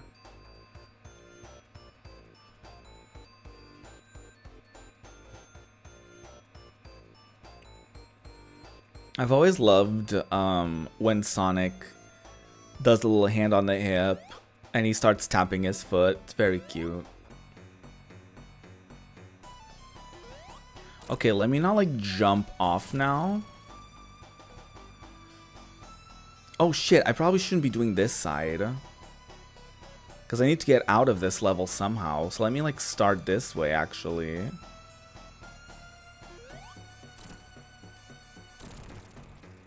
Oh. Oh, okay. I guess you just want to skip this one. Not on my watch.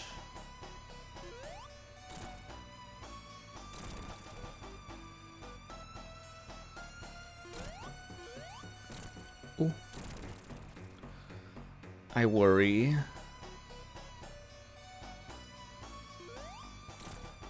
Ooh. I'm running out of platforms here. Do you want to like die already? Okay, thank you. Bye. Bye, Eggman. Okay, this is not the one where we're testing if you can get to... I don't think you can do a bonus level on Act 3. I could be very wrong, but I'm pretty sure that's not a thing. I do... Labyrinth Zone? Are we like... we're like towards the end. Oh no, this level is... something. Oh... I don't know if this will be the one where we get to another bonus level, but well, I'll try. You know, water in games is...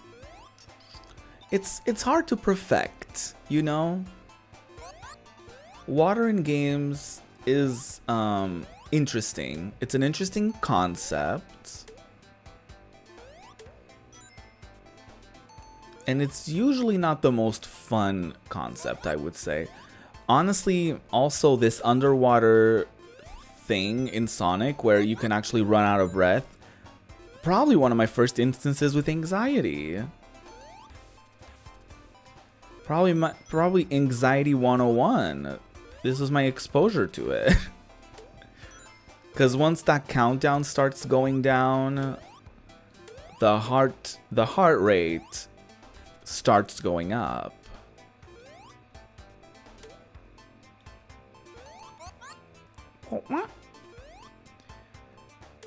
All these iconic sounds. Earlier this week I was watching someone stream a Sega, I think it's another Sega game called like Landstalker or something like that. And I got so caught off guard because they reused so many of the iconic Sonic sounds on there. Like the jumping, I think, is the same. Just a lot of things, I guess. And so I was like, wow. It might have been, you know, developed by the same people, I guess. Visually, it looks kind of like that Sonic, like that 3D Sonic game on the Mega Drive. Flaky's Island or something like that. It's rotted. It's like 3D, but it's like top down sort of view. It's not cute. And it doesn't play great either. I always struggle with like the perspective, I suppose. Like the what do you call it? Like the depth perception. Ooh. Okay, I have to go up there though. I'm stuck here. I'm also getting a little anxious because I'm around the amount of rings that I need to be at for the bonus stage, in which I would potentially get more continues. So that does make me worry quite a lot. Great.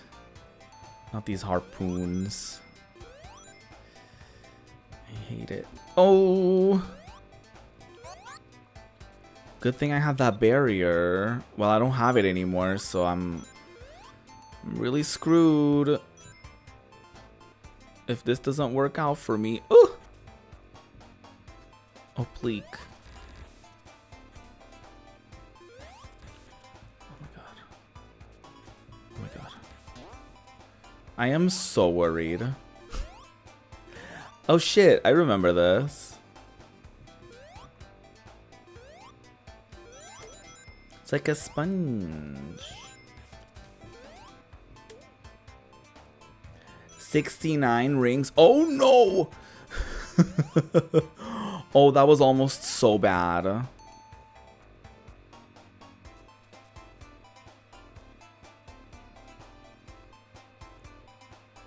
Oh, oh.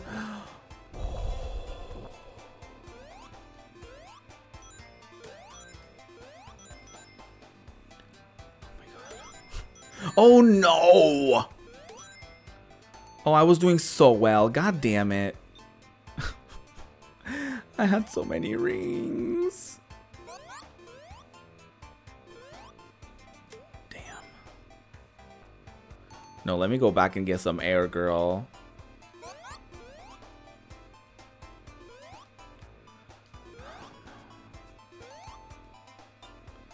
I'm devastated. I'm devastated, you guys. I had so many rings. God damn it. Ah. Another stage, another act, another missed opportunity. Well, well, well.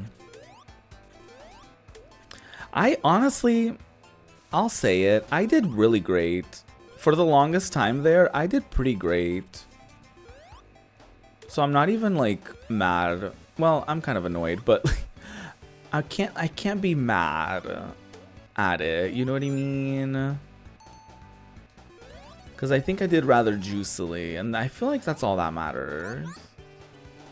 Well, it's not all that matters, because honestly the rings would have been great. But you know, it's fine. It's cool.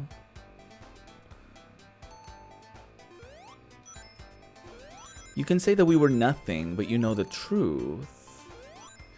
Oh my god. Well, thanks. The preemptive oh my god before I got hit. Very funny. No, my anxiety. Please give me the bubblina. Okay.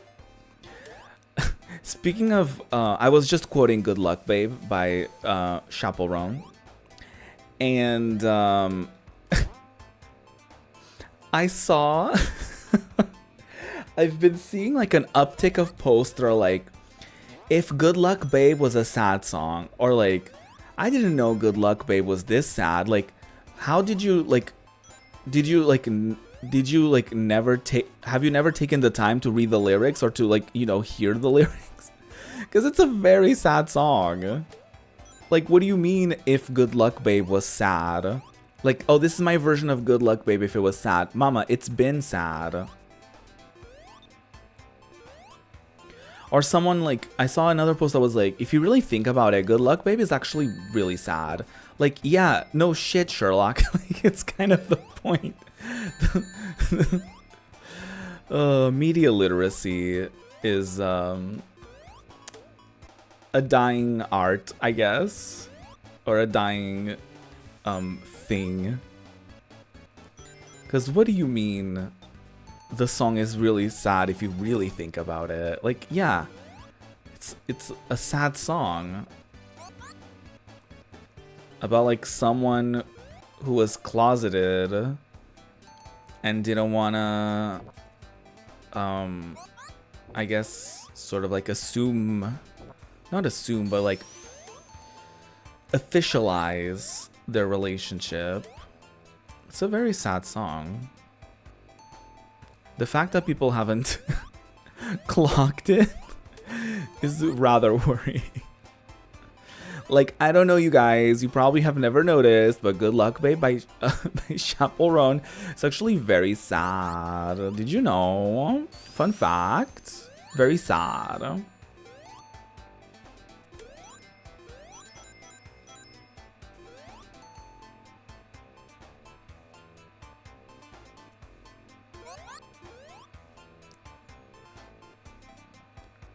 Oh, that's not good. I was like, there's spikes up there. Not good. I don't know if you guys noticed, but spikes are no good. Hidden fun fact about Sonic the Hedgehog on the Sega Mega Drive is that the spikes are actually not meant to be ran against. Like, you're actually not supposed to touch the spikes. I don't know if you noticed or anything, but yeah, it's true. Oh, I hate this so much.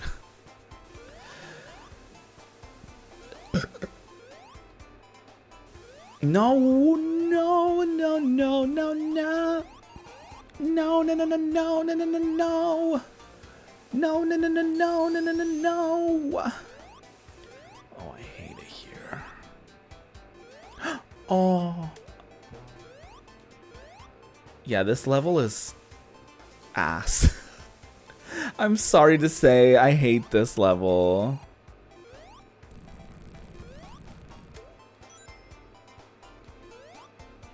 Well, hate is a strong word. And I meant every syllable of it. Yeah. Yeah. Oh my god. How the fuck? Oh, I guess I just jump.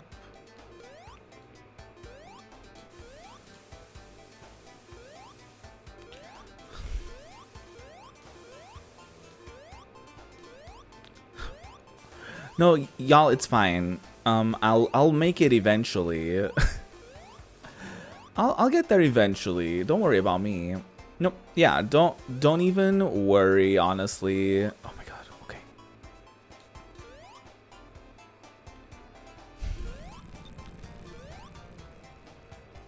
I did it. Oh. Okay. Fuck you.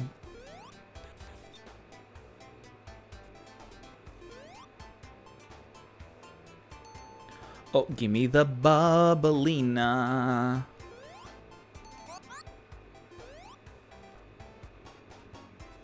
Is this bad? Well, it took me further down. Oh my god. It's that weird weather right now where I turn on my fan for a little bit. It's like perfect, and then I get colds. But then I get warm again, and then I get cold again. It's a whole thing. Autumn. Ooh. Okay. Anxiety. Immediate anxiety. Please. Please. My whole body just came out of my ass. No, it didn't. But, like, my stomach dropped. Everything dropped to my ass.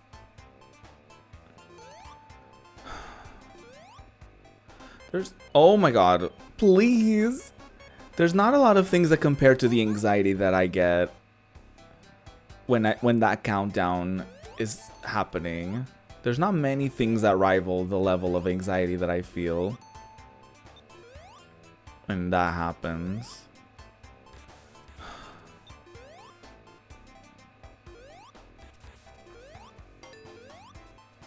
I did it.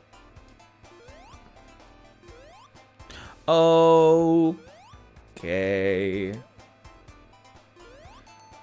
Am I stuck here? Am I fucked?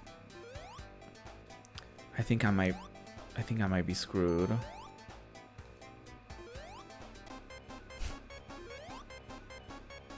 You guys forgot about me. Great. That is very sad. To watch Sonic drown is a very sad visual.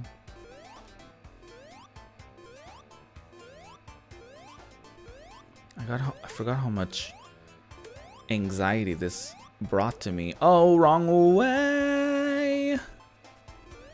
Oh. Wait, I don't have any rings. Oh no. Oh no, I don't have any rings.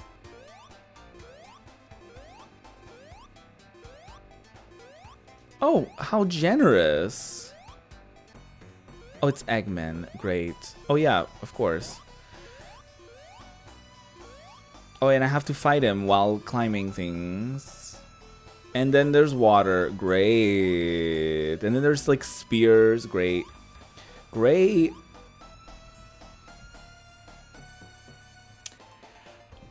Oh. Oh, I am really... Oh, I'm fucked. Because there's like no rings down here. Oh no. Oh. Oh no. I'm stuck again. I'm gonna fucking die. Are you shitting me? Guys, I think this is it. I think I'm cooked, as the kids say.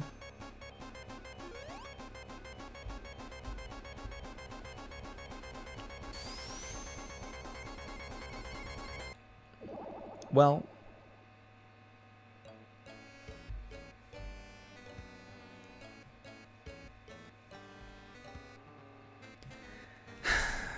I don't think I have any more game overs. Nope. Okay, that was a great run. I made it pretty far, but I think I'm ready to play something else. So I think I might play. I think I'll play Sonic 2 after the break, mayhaps. But yeah, I'll take a little break in the meantime because I do need to do something about the warmness in my room. So go grab a snack, go grab a drink, and I will see you very shortly. Ooh.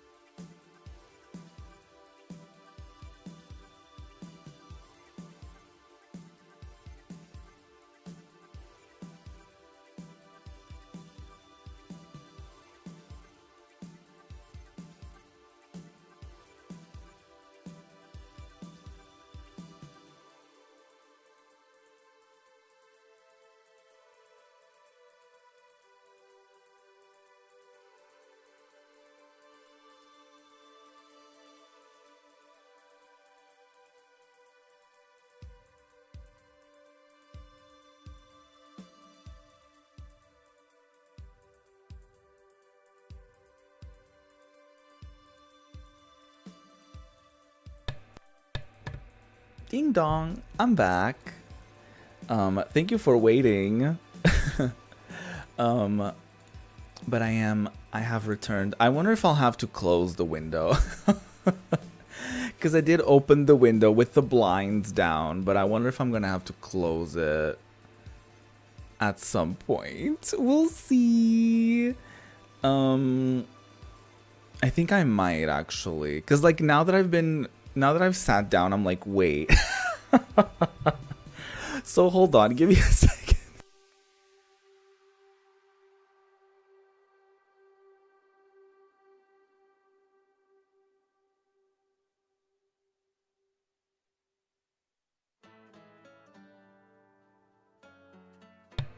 Ooh.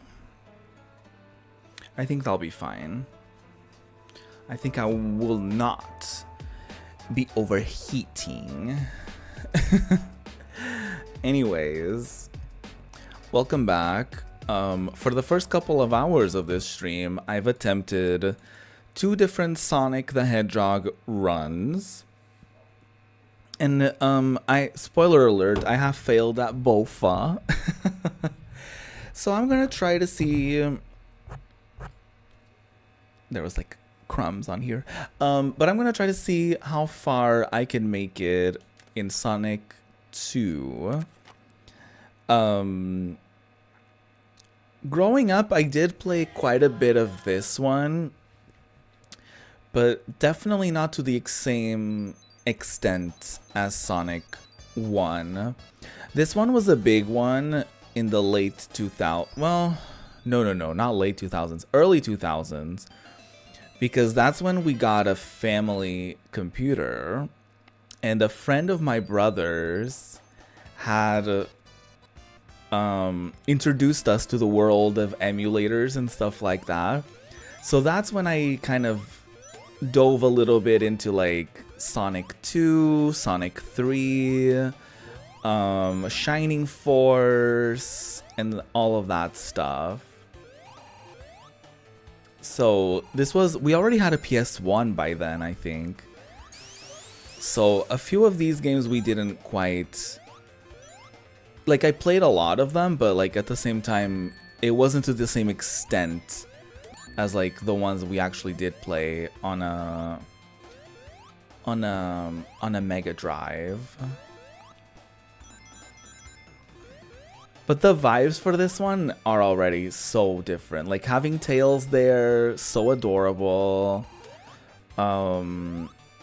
It gave something for the second player to do, you know what I mean? Like, because usually growing up, it was like me and my brother or a cousin or something, and it was always like people would take turns, so it would give the other person something to do, like, let me see how much I can actually help as Tails, you know? And it was nice to have like the ability to control him, even if it wasn't like super significant. But like even just looking at this, like the music remains incredible, but like visually it's already so vibrant, and it's like I feel like each of these really show you. I forget these mini games to get the Chaos Emeralds are so difficult.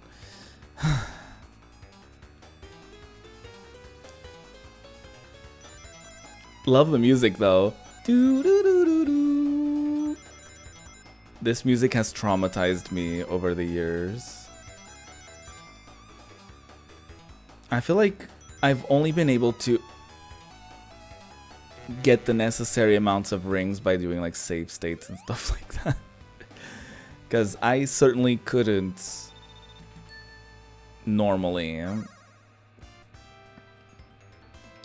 But yeah, I love the little intro card to each level. The colors are so bright. And it's just so vibrant, and the vibes are just so like juicy. I feel like what I was gonna say is with each of these games, because they were released like through the course of, you know, Mega Drive's lifespan, you can really tell like each game had like more and more going on for it, because it was like more and more like towing the line of like what you could fit in a cartridge, you know? And like, I feel like that's what made games so cool back then, because like there were like limitations, so they had to get creative. Because I feel like nowadays, like, yeah, you know, consoles, there's still limitations to them, but not that many, you know? Like nowadays, a gaming PC and a console like aren't that different, you know? So to the point where like people are now looking at like a PS5 Pro and they're like, girl, I'm not paying that much money for a console without a disk drive, mind you. I will say gaming computers can be more expensive than that, but that's besides the point. That is besides the point.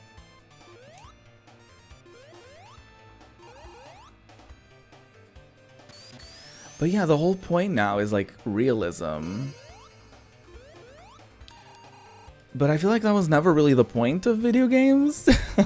Like, in the beginning, they weren't really supposed to be realistic, you know? And I feel like there's so many iconic things from many iconic games from over the years that, you know, wouldn't have happened the way that they did if it weren't for like graphic limitations, like the fog in Silent Hill, or like the way that, for example, the waterfalls in the first Sonic game, and I guess even in this one, but they're created in a way that kind of looks like shit. It doesn't look like shit, but it doesn't look great for like modern TVs. But like back in the day, if you were playing on a TV of its time, those TVs sort of had like a little bit of a blurriness to them, so it made the waterfalls look like waterfalls, you know, to our eyes. And that's why sometimes playing a retro game doesn't hit the same when you're playing it like on a modern, you know, on modern hardware or software, and like with a modern TV or monitor, because they weren't crafted for those, you know. But either way, I feel like limitations can bring great creative endeavors out of things. Like some of the most beautiful games, like I immediately think of like something like Final Fantasy 7 and 8 and 9, where the backgrounds and the locations are like pre-rendered, so like they're, you know, they're like drawn beautifully, and you have these characters that look kind of silly in them, but like those backgrounds are gorgeous, and like they're so artistically, like there's, you know what I mean, like they're so beautiful to look at, and there's like an artistic take to them, and there's like there's an eye to it that's not like just like photorealistic, which can be very impressive, but like I feel like it's been a long time since we've hit the like, okay, video game graphics are very impressive, cool, you know, like there's something to be said about the non-realism in a lot of like amazing games. And also how people keep going back to this sort of aesthetic, you know, to like the 16-bit or 32-bit games, and like even now the PS1 aesthetic is very popular in indie games as well. And that's because those games were cool, you know? Like, it's not because they looked great necessarily. They looked cool. They were cool to play. They were enjoyable experiences. And I feel like the AAA gaming industry sort of lost its plot with like the never-ending chase of realism, you know?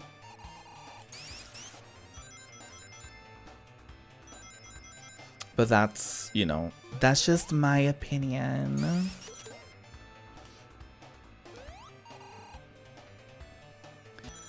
Because even like watching, like I was, my friend Ruin started playing Final Fantasy Tactics, the PS1 version. And like those games have so much character to them. Like the character models, like the cute animations, and you know, like there's just so much, well, thanks. There's just so much character to these games. Like Sonic, right? Like the little animations that he does, like this is peak like Sonic, you know what I mean? Like of course, you know, Adventure, I don't feel like necessarily counts as like a realism, but that was enough realism for us back in the day. We were like, oh my god, video games look so cool, look at how Sonic looks now. And it's like, I don't necessarily seek like an Unreal like what is it, like Unreal Engine 5 remake of Sonic. Like I don't really, that's not what I want necessarily, you know? Like what I look for in a lot of games is like, oh, I thought that was gonna lead me somewhere else. What I look for in a lot of games, oh come on, is like the character, like the, you know, the personality behind them, you know? And I feel like when you take away when you take that away from a lot of franchises, like you're really taking away what was good about them. Because like Sonic was never like the most technically incredible game or the most like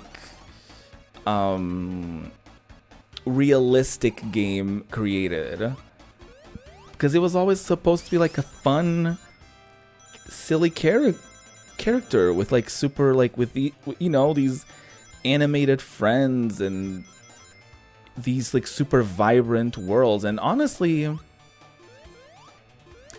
the more we dive into real life events, the less people want to like be a part of them. People want escapism. People want to not think about that. People want to look at like a fantasy world where you're like, wow, what's that beautiful sparkling water in the background? I wonder where that leads to. I wonder what these characters are doing. I wonder what happens to the little bunnies when I rescue them.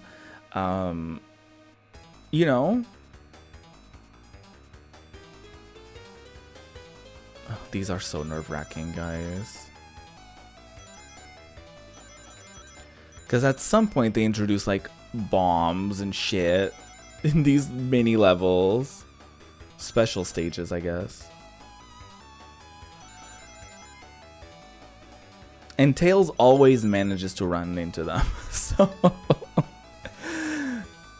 So that's never great when that happens. Oh, see? Oh my god, that was so close.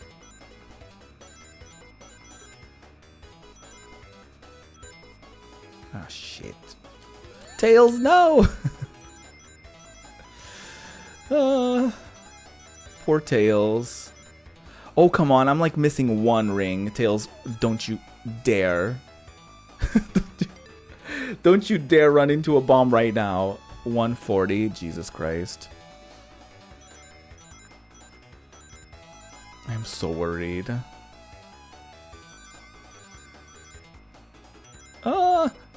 Pleek. Oh my god. Oh my god. We were like one ring away. God damn it. No. Please. Oh my god. Did I do it? Oh. That was a lot. I didn't like that. I didn't like that at all. That was awful. Wait, this is Act 2, right? Oh, I don't have any rings. Shit.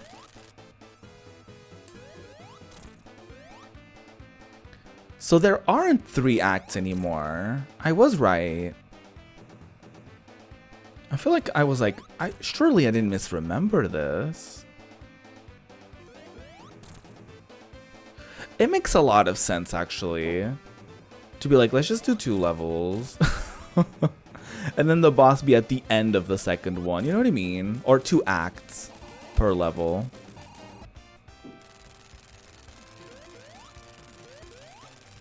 We did it. One of my favorite video game songs is coming up. Probably a lot of people's favorite video game tracks is coming up. Chemical Plant! Honestly, this looks fucking fierce, too. Like the buildings in the background. Like, do you remember that last level that I said? This is sort of like, I forget what it was called, but it's like, I was like, this sort of looks like industrial, and there's like a city in the background. Look at the detail in the background here. Like, ugh. I'm such a fangirl for these Sonic games. Even if they tortured me, there's like still so much juiciness to them. Like just looking at them, it's like, ugh, so iconic.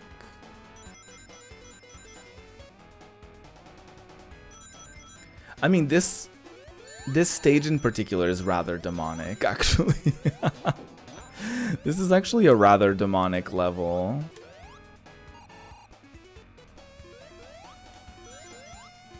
The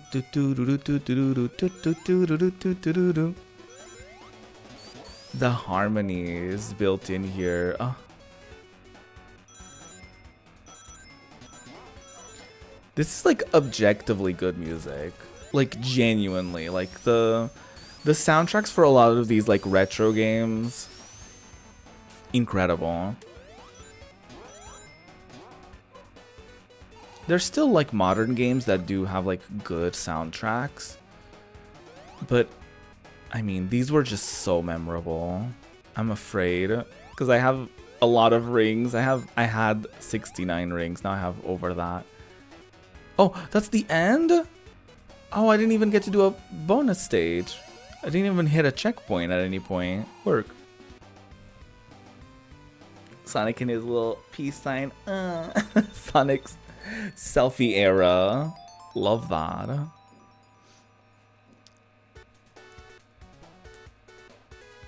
I think I keep getting continues, so that's great. Oh yeah, I forgot to talk. I didn't forget to talk about it, but I was initially talking about it, and then we just sort of moved to a different topic. But I loved the Master System port. It was I'm pretty sure it was the only, maybe still to this day, the only Sonic game where you can get Chaos Emeralds in, well, actually you can get Chaos Emeralds in Sonic Adventure, but those are scripted. But you have to find the Chaos Emeralds within the level itself. So it's like in a hidden corner or something like that. And I find that so fucking fierce. They were difficult as fuck to get. However, it was cool. It was like a little hidden gem, a literal hidden gem. You know what I mean? I loved it. And the levels were so different from like the regular Sonic levels. Oh god. Okay, let's wish me luck. I hate these so much. They're so difficult. I managed to get nothing. Oh great. Thank you, Tails.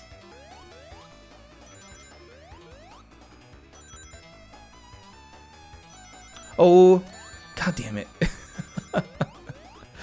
Tails, please. 32 to go. Oh my god. We're fucked. I can't see. All these twists and turns. Oh, god damn it. Tails, no. No. I tried my best and did not succeed. That's when this is one of those where like having someone play as Tails is a great idea. Like for the bonus stages specifically, very helpful, potentially. There's also the potential of them screwing it up for you, but like, oh, Oh, that's another thing. The couch co-op not being really a thing. Like the act of playing video games in the same room as other people. It was so nice. Mind you, I didn't have a lot of friends. But it was like a thing that, like, you know, oh, family is over. Oh, I'm gonna play video games with my cousins. You know what I mean? Like in my room or in their room or whatever. You know what I mean? Like there was something to that. I'm gonna fucking die. I'm gonna die.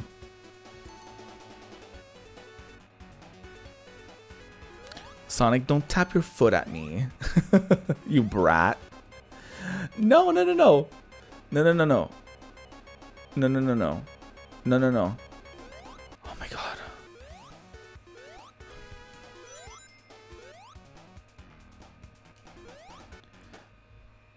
My nose is itchy. I had nose surgery, if you don't know.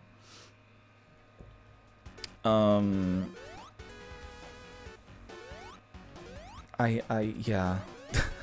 My nose didn't work properly, so I got it fixed. But sometimes it gets pretty dry in there. And it's not cute. Not fun. Oh, I'm gonna... Oh. Oh. I was convinced I was gonna die. That was a nice surprise. Just like that. Oh. Wait a minute. Oh shit, we already did both acts? I guess so.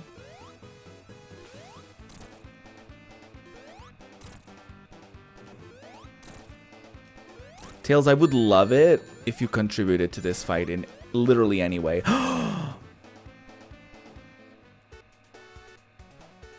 I was rude to Tails, and the game got my ass.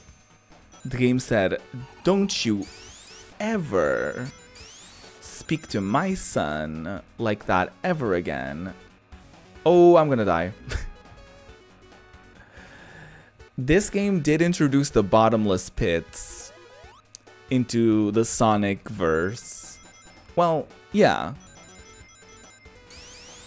Because usually you would die by, you know, spikes. But now you can, like, just fall into the abyss. So that's fun. Okay, Tails, I'm counting on you. You precious friend. Oh.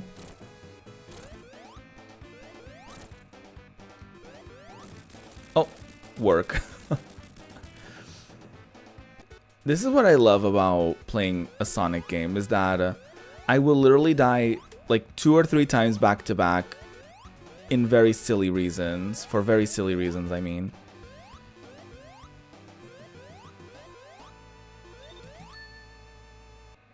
Oh, they don't really pose here. That's interesting. Oh, I guess that's in the third one.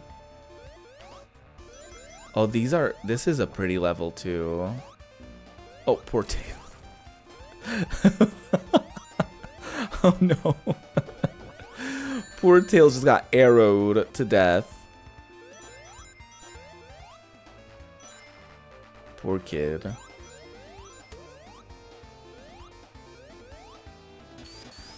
In Sonic 3, when I was given... I think I have to have more rings, actually.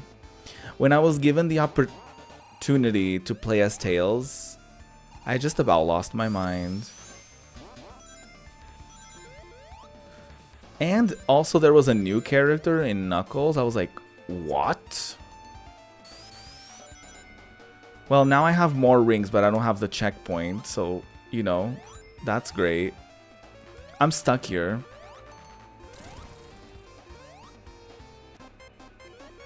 Oh, no, no, no. Oh, please. Oh my god, oh my god. Oh my god, please. Oh my god, please.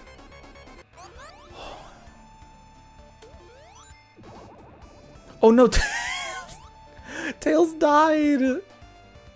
Tails, please. He just fully drowned. Very sad. He's like fully gone too. They're like, yeah, you mourn your friend who just drowned in front of you, bitch.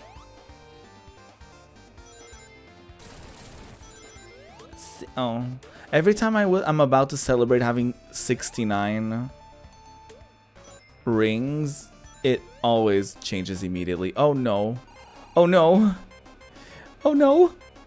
Oh no, I'm stuck. Ah. Please. Oh no, I'm gonna die. Oh, I'm gonna die. Shit.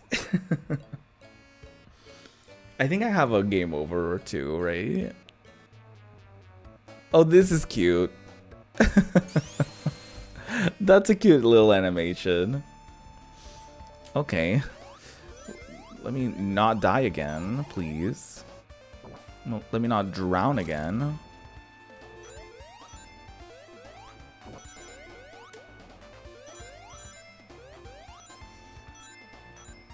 I wish Sonic and Tails' rings were like shared in the minigames the way that they are here.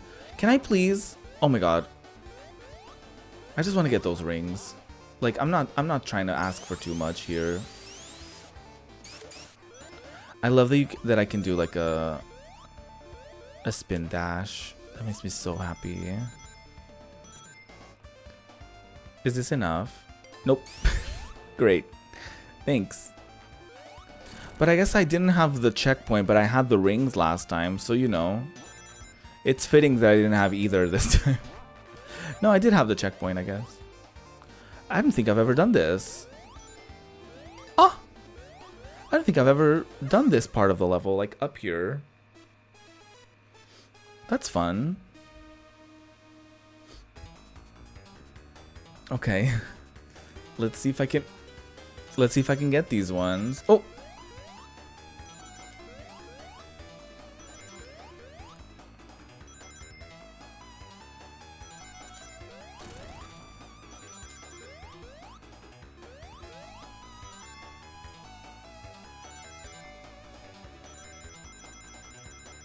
Come on.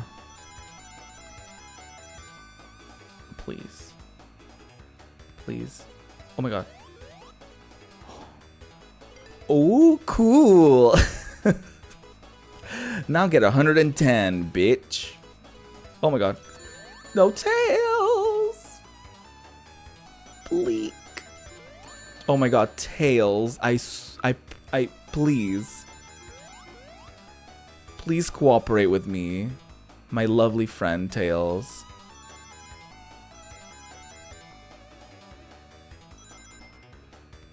Oh, god damn it. No. Not enough rings. Shit.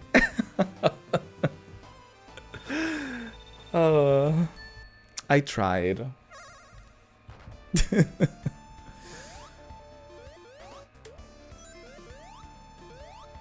I don't think I've ever done the level from up there. That was interesting.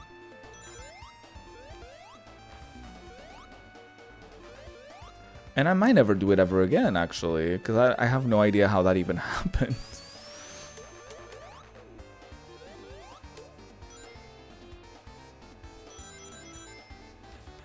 Okay. You don't have to do all that. I hate that. I hate getting those running boots.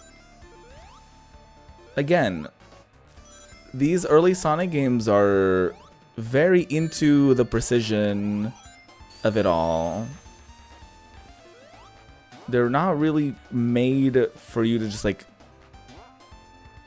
run through them. Goodbye. I know we're not playing 3, but one thing I love about 3 is that the levels are sort of like interconnected.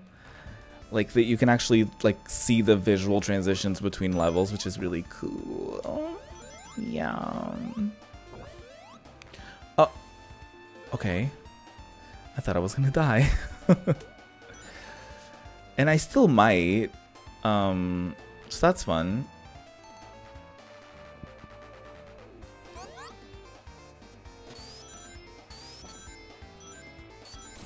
I've also noticed that when I look up or down, the camera doesn't move. That's interesting.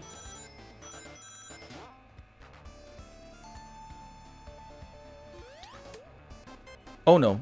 The music in this one is actually very similar to the second stage in the original Sonic game, Sonic the Hedgehog. Sonic the Hedgehog. Okay. Fuck me and my rings, I guess. Damn.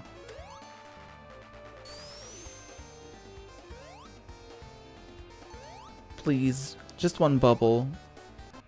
Thank you. Tails just fucking drowned, I guess. Poor Tails. Okay. Rude.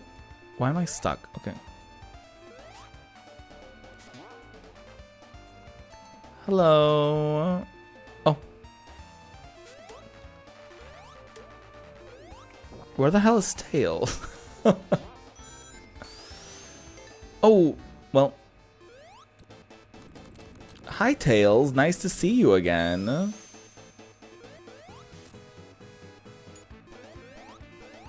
Oh, that's how I do this one. Ooh. I always liked figuring out the gimmicks in these. I love, there's more attention to detail in their animations. Like, I noticed Sonic's face. He's a lot more, like, expressive, like when he gets hit and stuff.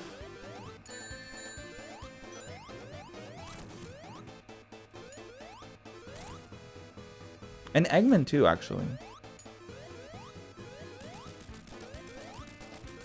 It's like, ooh, ooh. We did it, Tails. Mostly me, but also you were there. Sometimes you were there. I think for most of it you were gone, but that's okay. Love the music. Do not love the casino levels in Sonic. And they love to make these. They love Team Sonic loves a pinball moment. They were like, you know what? You know what would be so hilarious? If Sonic turned into a ball. And get this, you could do like pinball, but like it's Sonic. They even made a whole game about that, which is terrible. Well, it's just difficult, okay? It's not necessarily, yeah, it's pretty bad. In my humble opinion, I don't like it very much. But yeah, ever since this, they've been like obsessed with like a casino like pinball moment. It makes sense, I guess, because of like the bright lights, the shiny, you know, iconography, and you know, the novelty of Sonic being the ball, I guess, is cute. You know.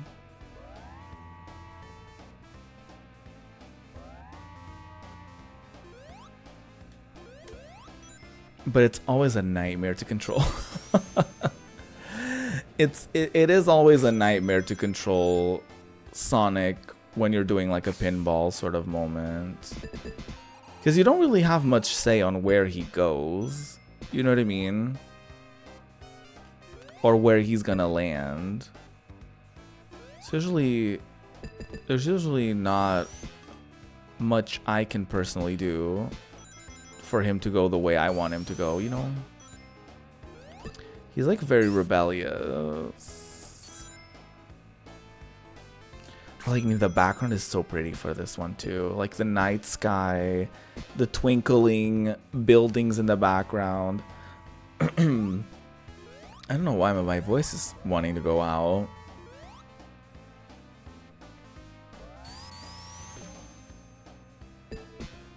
Even my voice is tired of my bullshit. Ha ha ha ha ha ha ha ha. Even my voice wants to get out. I don't know. Anyway. This would be the perfect opportunity. I actually got 100 rings. That's great. This is actually the perfect opportunity for me to hit like a checkpoint. Of course. Of course I managed to miss all of the checkpoints in this level. Well, at least I got a new life. So not all is too bad. And a new continue, I think. Ooh, fun. Of course, now there's gonna be plenty of checkpoints, but I will never have enough rings, will I? I just heard Tails die. But he honestly, he jumped right back into it. He was like, what? Did you hear anything?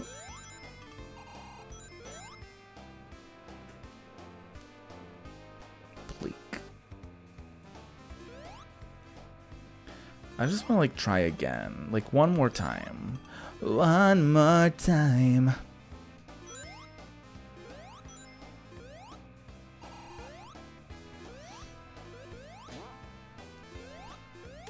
Also, Tails' name is Miles. That's why all of the signs here say Miles. Well, not all of them. Some of them say Sonic. Oh god, I hate this. It's a nice touch that the music speeds up as well, but I hate the running shoes in these. The item, not his shoes. Sonic's shoes are fine. I did it. Okay, Tails. Third time's a charm, buddy. Buddy, who am I? Am I straight? Precious friend Tails, this is it. Oh. Oh, good thing you don't have any rings. Do do do do do do do do do do. Tails, no. Pleek. 28 to go. Oh god. Pleek. Pleek. Oh my god. Oh. Okay. That was very scary. I love that the music is very like upbeat. Meanwhile, I'm like suffering. Like like ah. I'm scared. I can't like see. Oh please. No. Shit.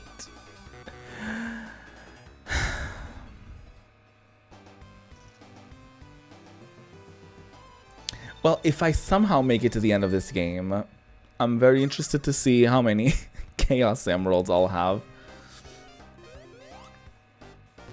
Well, I was so excited about finally hitting a checkpoint, and it was all for naught. Ding dong. Oh. Ding dong. I guess I could have landed and gotten immediately stuck and died, so that's great. I don't remember the... Well, to be fair, I don't remember most of these boss fights until I'm like... They're happening and I'm like, oh yeah, that. It's very that. Ring, ring, ring. Thank you so much. Ring, ring. Ring, ring, ring. Where exactly am I trying to go? Will I die if I go down here? Okay. Ooh. Ooh.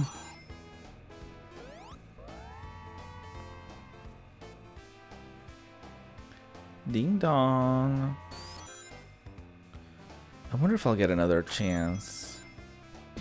Take a chance, take a chance, take a chance.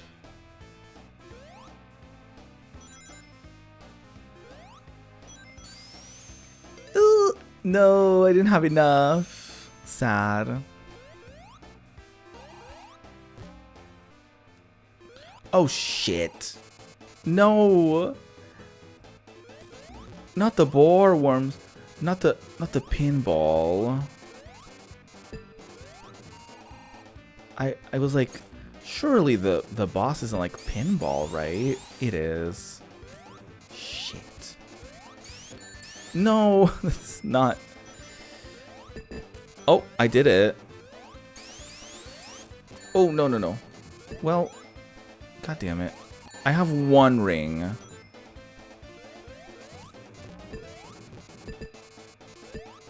I don't know where he is.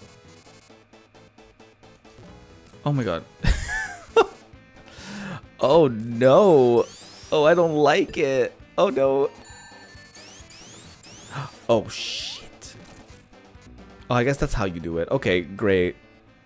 Well, not like that, because I, you know, died. Okay. Let me try that again. Fucking bitch. Okay, yeah, let's maybe not. No, no, no. No, no, the ring! God damn it. Oh my god. Shit. No, no. Okay, this time maybe without losing all the rings immediately.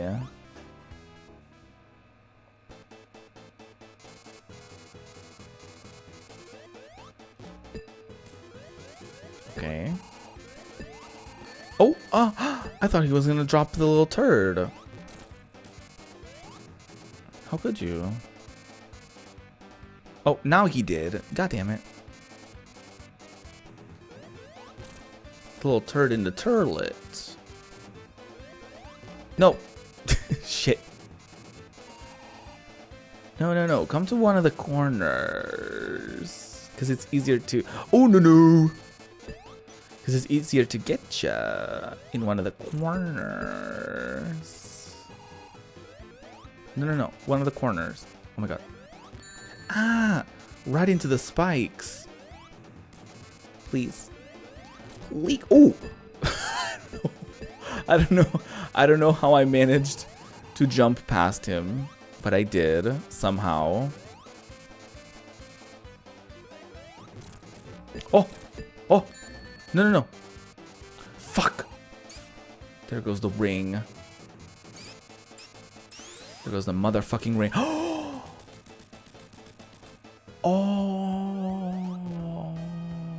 I did it.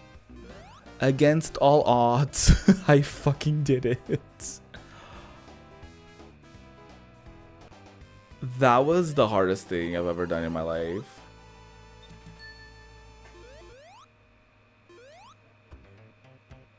Hilltop Zone. Oh god. I hate this level. This is like bottomless pits galore. This is like every other location in this is a bottomless pit. Thanks. Really appreciate that.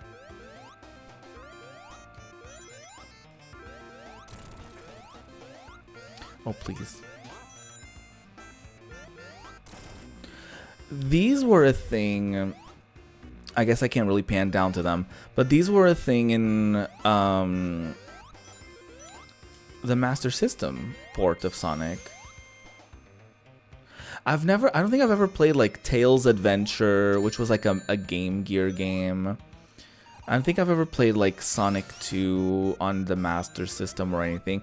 For the longest time, I was convinced that the Master System version of Sonic the Hedgehog was actually the first Sonic the Hedgehog. So I was in for a rude awakening when I found out that it was just a port. Because like I didn't even, you know, like it doesn't happen too often when like, you know, I guess it does a little bit now.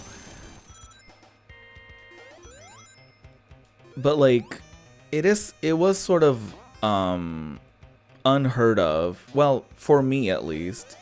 It was unheard of, like the concept. Am I going the wrong way? No. The concept of like, for example, like a PS2 game being so successful that they make a PS1 version of that game after the fact, to me is like, What? Oh, come on. I had so many rings. That was homophobia at play. Homophobia in the workplace. Oh. Hidden. Very rude. Jesus Christ. Okay, that was a lot. That was a lot, Robin. Ooh. Oh, I'm stuck. Oh, I'm stuck. Oh, okay. That worked out in the end. We worked it out in the remix. That's okay.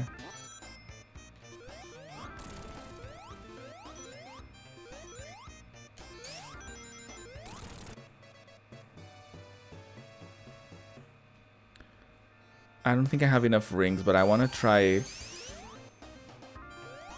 I can't reach that. I don't know how to get up there. Well, I guess I will never do that. That could have gone much worse, actually. Because I have I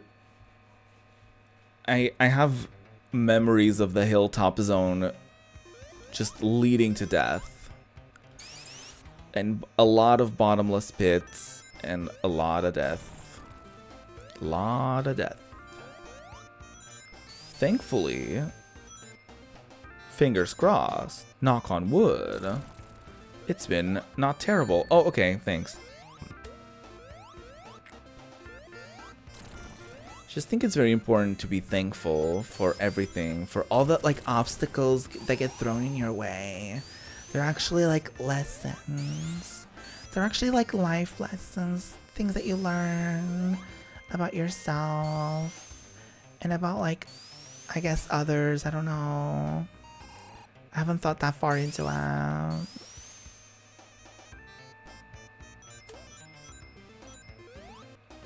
Oh no. Okay. That's fine. Maybe I'm confusing this with another game. Oh. Okay. That was rude. This was also an enemy in Sonic 1 Master System. I wonder if they were... I fucked up. I wonder if they were making Bofa around the same time. Maybe so. Where do I go? Ooh, immediately losing that. Great. Thanks. That barrier I worked very hard for, gone instantly. Oh no. Please. Please. Please. Oh, I would like the rings. Thank you. Oh! Oh, I fucked up. Oh, I fucked up. Oh, I fucked up. No! Oh my god. Bleak. Oh my god. Oh no, what now? What now? Oh, you can just go. Okay.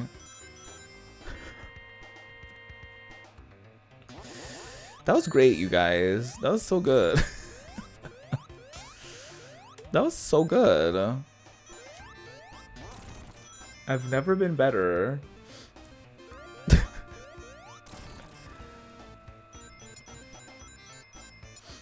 Oh. Well then. Come on, Tails. We're doing great.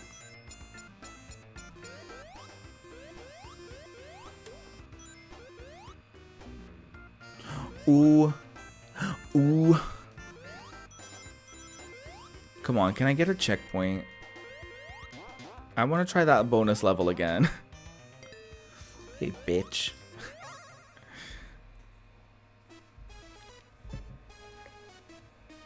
Let's go. Come on, Tails. Let's lock in.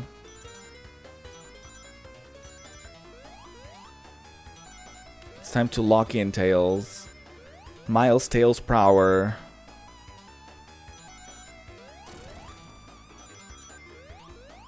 Oh, no. Tails!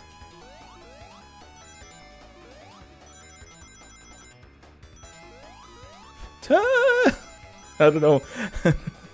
I don't know what that was. I don't know where that came from. Oh, that was my bad. Sorry, Tails. That was on me. I did that to us. I'm sorry. Shame. That's brutal. Jesus Christ. And then you come out of it and you have no rings. Oh no. Do I have to do a boss fight without any rings? Great.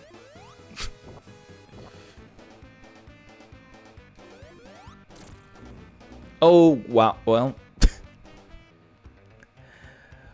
Oh. Can I get... How do I get rings? Does anybody got any rings that I can borrow? Okay, I'll take 4. Thanks. Oh, this was a mistake. Oh, wait. Oh. Oh! Okay.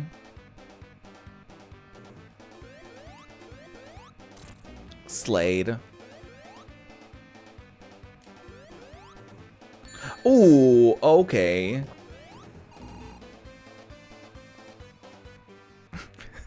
Damn. Oh.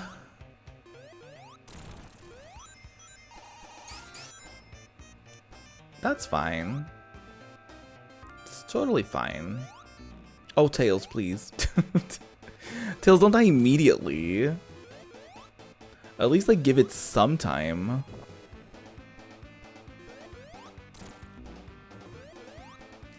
No, no, no. Let me not get too greedy. Greedy, I'm greedy, I'm greedy, I'm greedy, I'm greedy, I'm greedy, I'm greedy, I'm greedy, roll up. Slay!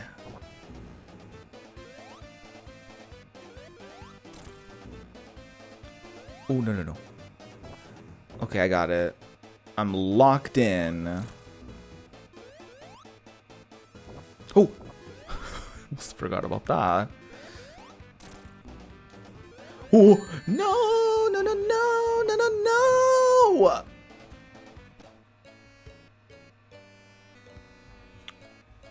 I feel shame. Tails, are you okay? Oh! Tails, what's going on? You're glitching. Okay. Oh shit, I have to do the whole level again. Okay, that's fine. That's fine. That's cool.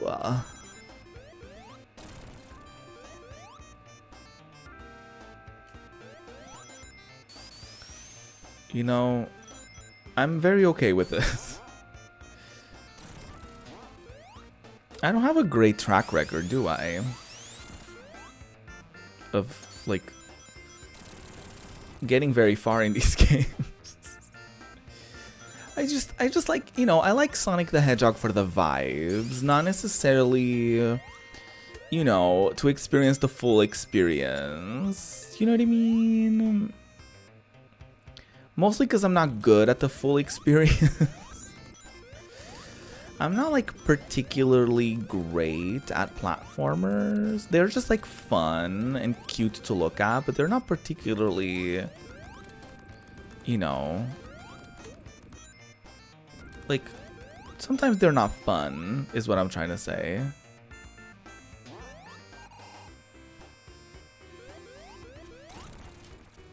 Please.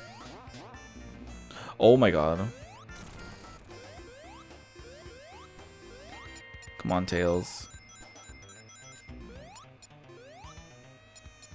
Tails died. Well. I keep hearing him die in the background. Tails is like cursed with 1,000 deaths. Damn.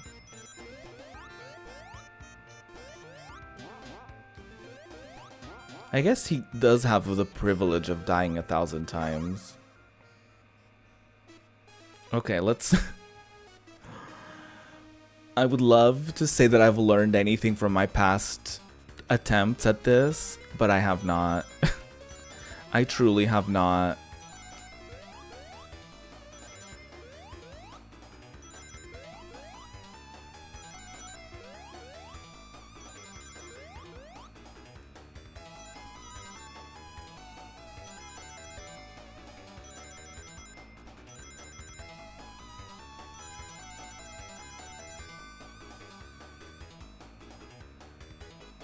Oh, oh my god. Okay. I managed to escape that.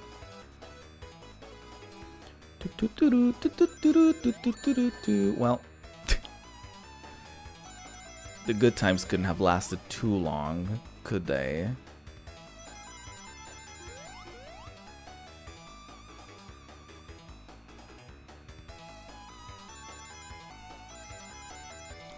Please. Just no. No. 2 rings.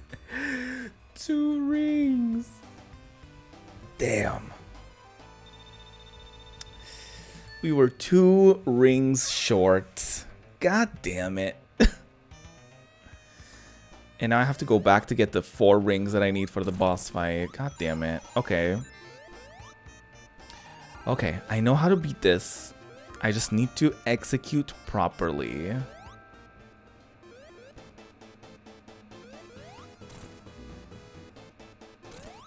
Oh, okay, Tails. Get his ass. Oh, oh. Oh, no. Oh, no, no, no. That was fucked up.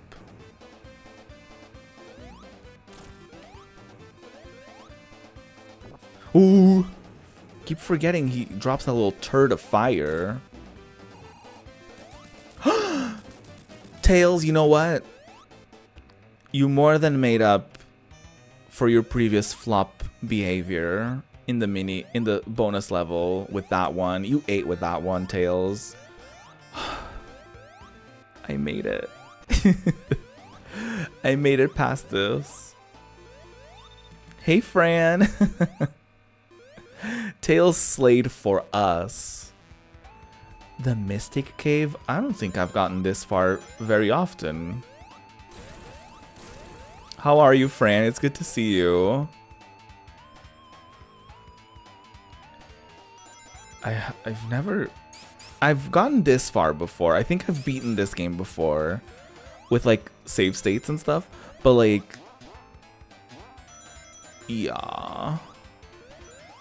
You know, like when you're a kid, or like just in general in life, I guess. Oh great, I fully missed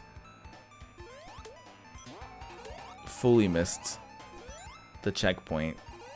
But I feel like when you're a kid, there's a lot of games that you've replayed, right?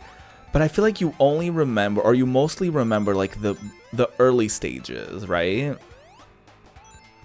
I feel like there's definitely a lot of games that I've played and I don't recall like very significant portions of them, but like the first couple levels I know them like the back of my hand, you know what I mean?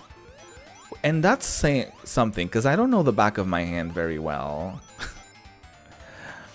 You just woke up? Nice. Well, 2 p.m. You know, you gotta do what you gotta do.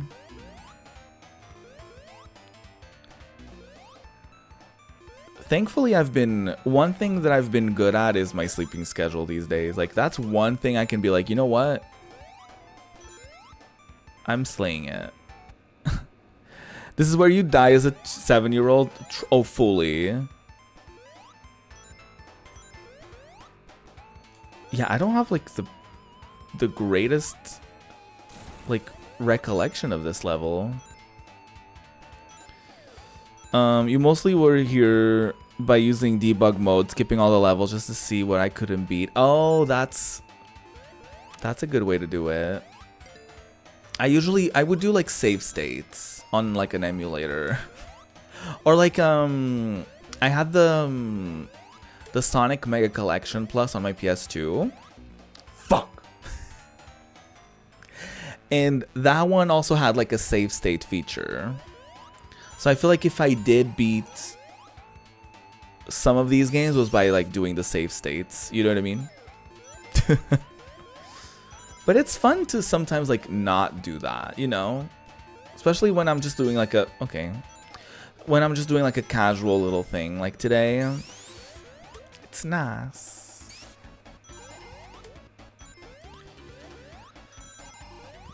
But what's going on today with you, Fran? What are you up to? What's on the agenda for you? Today I decided to play some of the classics that I grew up with, games that I loved from when I was a kid and still have a lot of love for them now. And that's mostly because I was doing a playthrough of Persona 3 Reload on my VODs channel. Not on my VODs channel, on my Twitch channel. My now defunct Twitch channel. Or my indefinite suspended Twitch channel. And I'm basically waiting for all the VODs for that playthrough to go up on my VODs channel, so that I can then continue here on this channel. So I'll probably resume Persona 3 Reload sometime either on Friday or maybe like Sunday. We'll see. I'm not like necessarily in a rush. Like I'm willing to take my time with it. But I'm excited to kind of bring that to YouTube, finish that playthrough, and start like a bunch of new ones. Like, I'm very excited for that.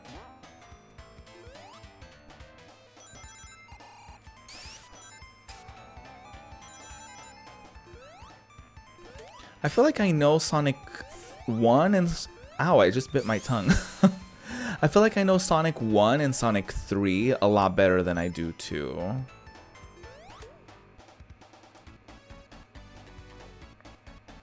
Especially because Sonic 3 had like a save feature. Like if you game over, you could just like continue, you know? Because it was the first Sonic game with like save files.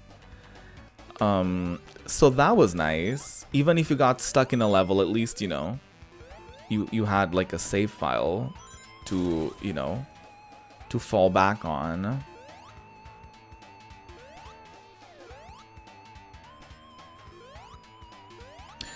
Fuck. But yeah, I mean, I do enjoy a lot of retro games, so you will probably witness quite a bit of them on here. Of course, there's also gonna be like modern stuff, but a lot of first playthroughs.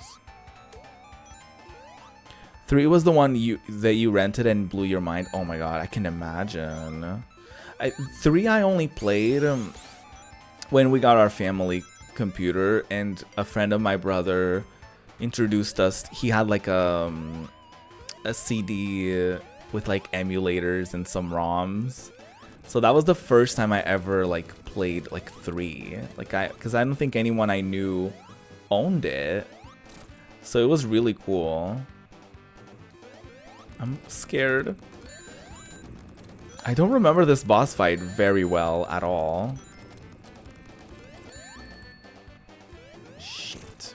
I lost my ring. Oh, I hate it. Oh.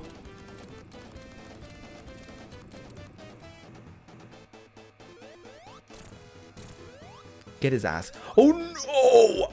I knew mid jump that I fucked up. You know when you know? Oh no, I don't have any rings. I just knew I fucked up. Mid jump, which is a great place to know when you fucked up. Am I not gonna get any rings? Oh, I'm so screwed. No! God damn it. Oh, I didn't have any... I didn't have any continues. Well. Well, speaking of Sonic 3, let's play some Sonic 3, shall we?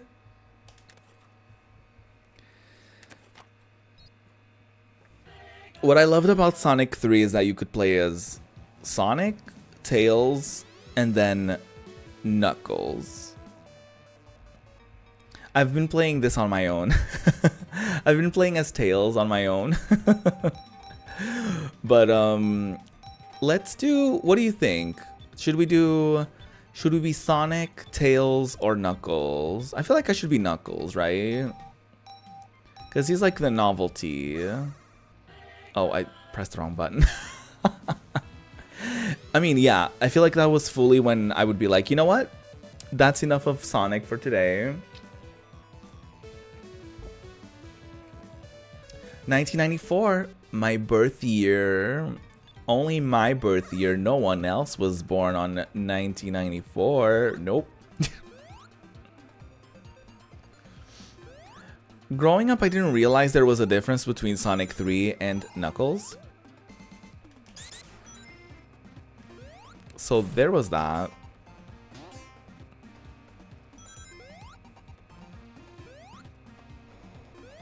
I forget that in this version you can't punch things as Knuckles. That was like Sonic Advance. Sonic Advance was another one of those. Like, I actually had a friend in school that had an N-Gage. Do you remember the fucking N-Gage? It was like a phone that you could put in like little like SD cards with games on there. And so one of my friends in school had it.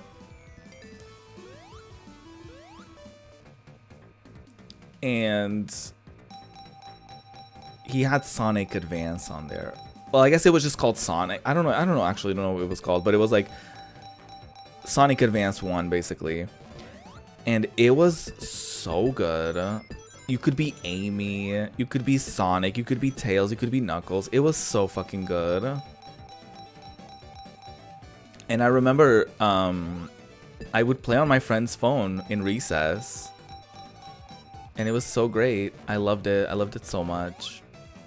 And then my surprise when I found out that that was a game outside of the N-Gage. Very nice. The Advanced series is very difficult, actually.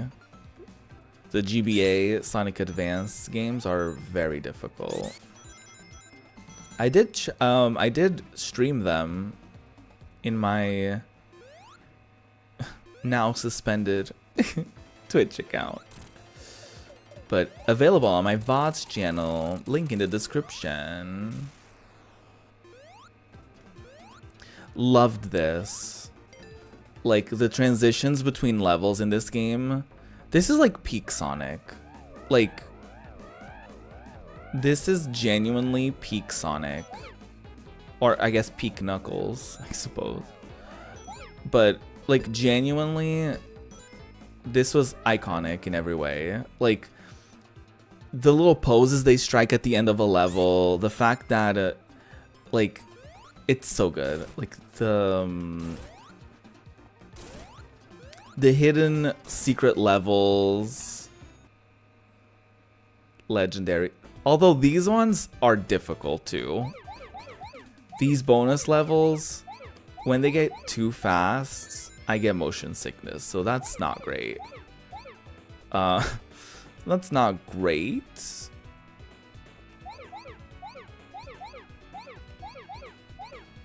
But at least these ones are a little better than the ones where you have to collect the rings. You know, the minigame from 2 is too difficult. The 2 stands for too difficult, actually. So at least, you know, the Chaos Emeralds in this one are a little more attainable. If you could clock from my Tails save file that I've been playing as I listen to audio bookianas. I love an audiobook. Not sponsored. Ugh. I'm just kidding. If you want to sponsor me, do it.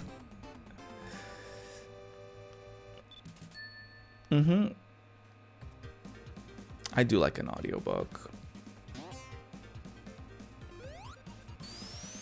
But this one had the element of that I was saying that I liked about the Master System Sonic games, where like the Chaos Emeralds, although you can't, okay, fuck you, although you can't get them from just finding a hidden portion in the levels, you can whatchamacallit? Oh, what was that? Wait, I thought I did something. I think I accidentally did something. Also loved these power-ups. The fireball, the green, not the green ball, the fireball, the bubblina. They're more fun as Sonic because you can like bounce around in them and shit. But they're still, you know, fine with the other characters.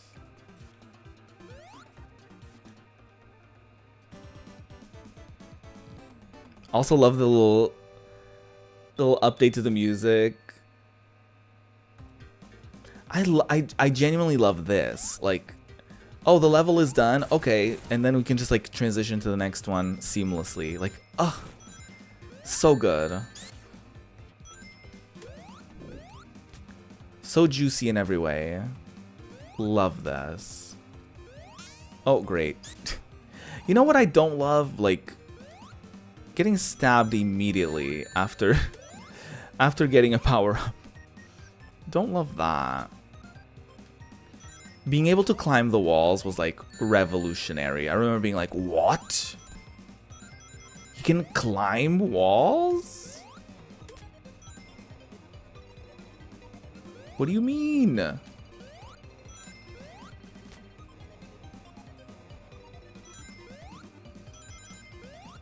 Honestly, the Sonic franchise had a really great run. Like, I went from this to then like playing Adventure on Dreamcast, which I know it wasn't exactly, you know, the exact turn of events.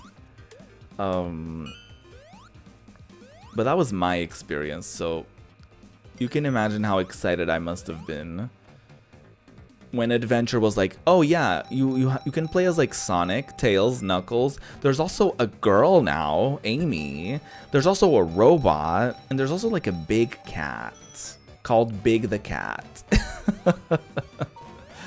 You know, which honestly, as a kid, I had no idea how to do the fishing control, so I hated Big's story. But as an adult, I kind of figured it out. I mean, I haven't played it in a second, so I'll probably have to give it another try. But once you kind of crack the code on the fishing, it's rather fierce.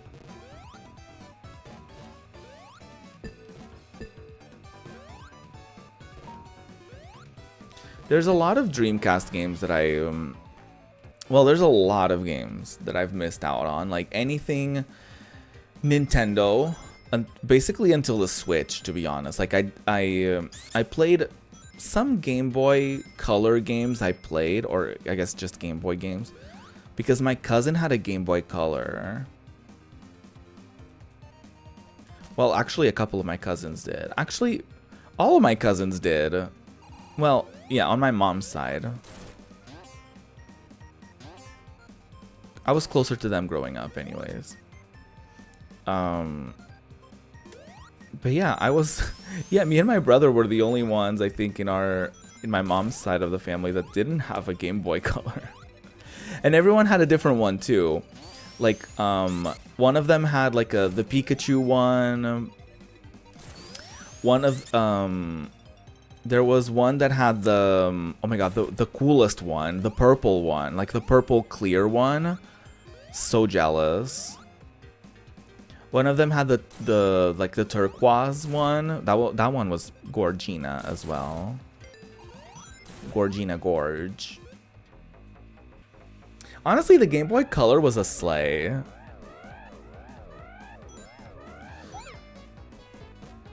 And then I experienced a bit of the GBA era because of emulation as well. Um, but yeah, growing up, I didn't play a lot of like the. Actually, none. I didn't play any like NES, SNES. One of my brother's friends had a 64, but he only. I think he had like maybe Mario 64, and I think I don't even know if he had like other games. He must have, but I don't remember. I remember him being so hot.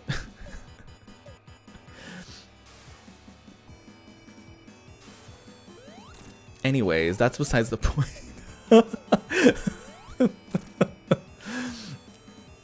That's besides the point.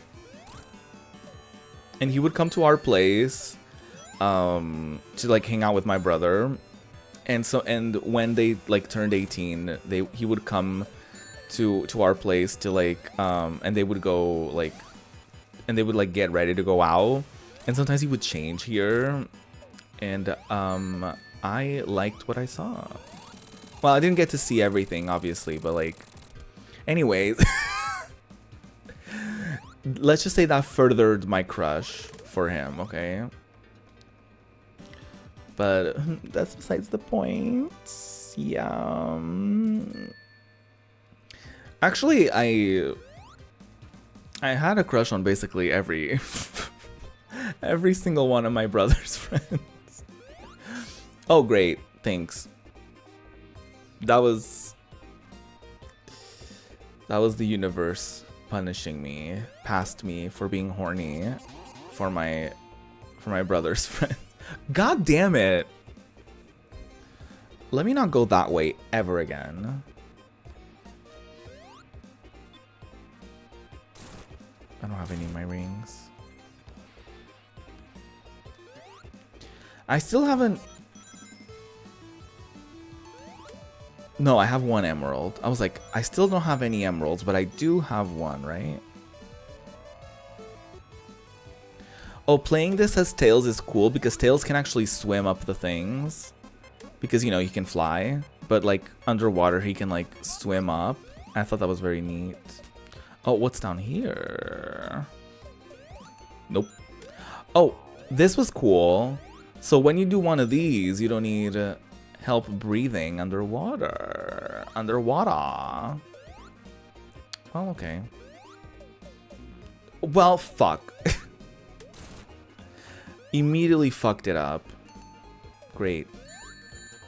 The bubble also would have deflected, or I guess reflected, these little... What is wrong with me? I'm flopping. Is this my flop era? Jesus Christ.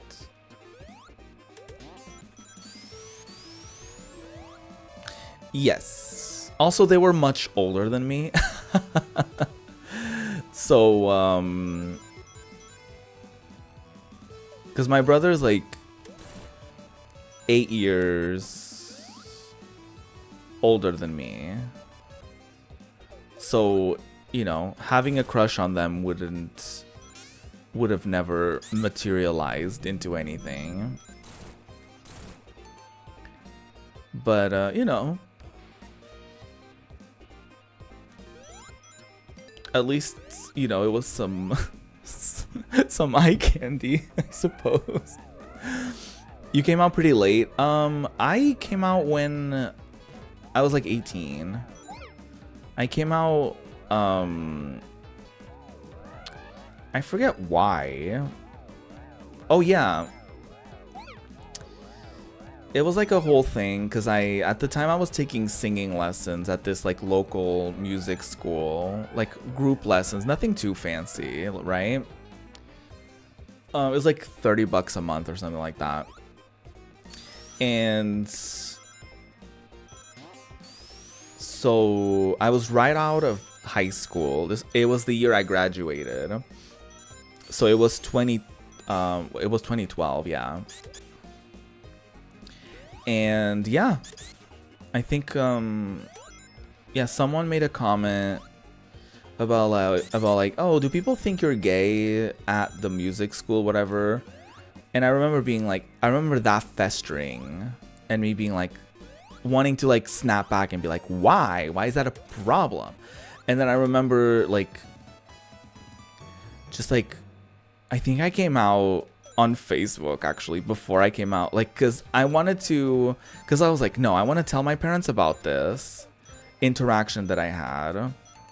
I can't shake off this fucking piranha. Hello? I'm gonna drown and I'm gonna die. I can't even jump. Okay, great. This is hateful. And so, yeah, I forced myself to basically come out. So I was basically like, yeah, they asked me if people thought I was gay because I was like taking singing lessons. And I was like, and I am, or whatever. I think that's like basically how the conversation went. So that was like 2012. That was over 10 years ago. Wow. When did you come out? You said you came out pretty late. When was that in your timeline? I hate like coming out and all that. Ugh, it was so bad. It's like the worst. Coming out is the worst. I hate that we live in a society where we do.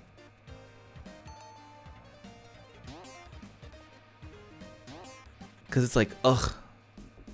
It's so annoying because it's like a whole thing of like, I think Trixie put it very nicely because she was like, well, you're like the straight people in my life are, you know, or straight people in general are the ones to like have a problem with it. I don't have a problem with it.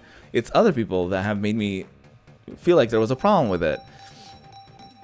So it's like managing expectations of like, are they gonna be chill about it? Are they gonna be nice to me? Are they gonna be weird to me about, you know what I mean? So I hate that, you know, like managing other people's reactions to coming out, you know, because like I feel like by the point we do come out, we're like, you know, I think generally speaking we're like fine, you know what I mean? Oh, Knuckles is very slow at jumping.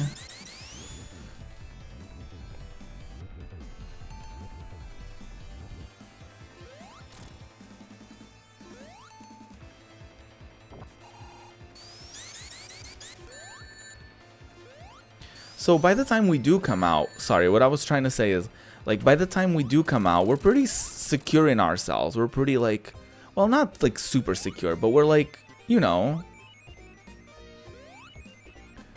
we sort of, like, oh, God, let me not drown at the end screen. But, yeah, like, what I was trying to say is, like, by the time I came out, like, I already accepted being queer, you know what I mean? So to me, it was like having to like accept, or not accept, having to manage expectations of like how other people were going to react to it, you know? And that's exhausting, like having to manage and tiptoe around the people in your life to be like, you know, let's see how they react to a gay couple on TV. Let's see if it would be safe for me to do so, you know? Let's see what they think about a lot of these things, you know? And especially when you see their reactions to stuff like that isn't great, then you're like, oh, shit. But thankfully, everything is fine, TM.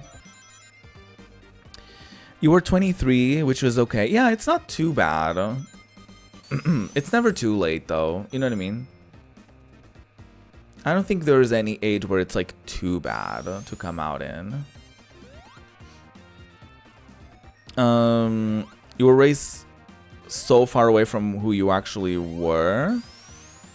I had to tell the people that were like, I don't fucking care first, because I was so scared. Yes. Yeah, I don't care in a good way. Yeah, exactly. Yeah. It was cool though. Like, it's always a good sort of standard. I don't know if that's the best way to put it, but like when you do come out to someone and they don't like care, you know, like not in a bad way, but like they're like, okay, like that's when you know, like a cool person is in your life, right?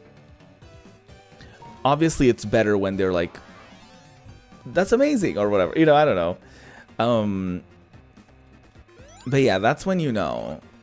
But it sucks when, you know, the positive, not the positive, the reaction isn't so positive.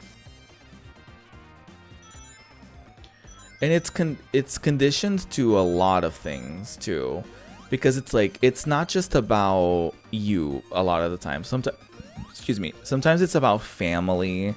Sometimes it's about like other like loved ones. Sometimes it's not about them at all. Sometimes it's like, you know, you live in a homophobic town or whatever, and like, you know, you live in a small town and everyone for the most part is homophobic and having to deal with that, you know.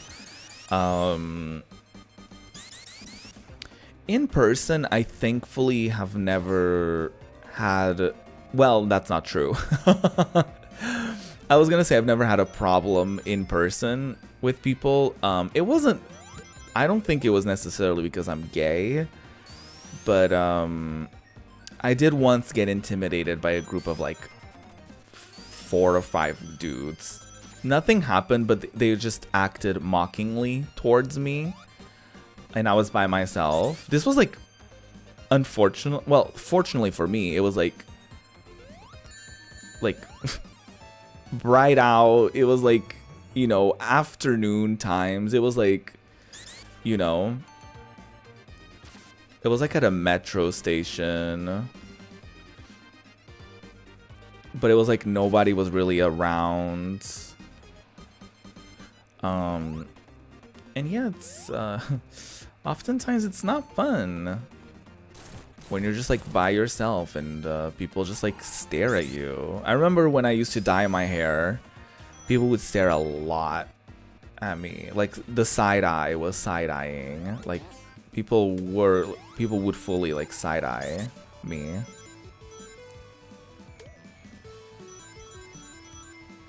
But yeah, it's tough. It's very tough. Because like, I don't know, like you feel like you have to like censor yourself around certain people. Because I mean, there's probably people in my life that don't know, you know, like family and stuff like that, who like have no idea. Because it was just never like a conversation that I had with them. Like I'm talking about like, you know, uncles and aunts and stuff like that that didn't have a Facebook when I came out on Facebook, and you know, I think I deleted my coming out on Facebook.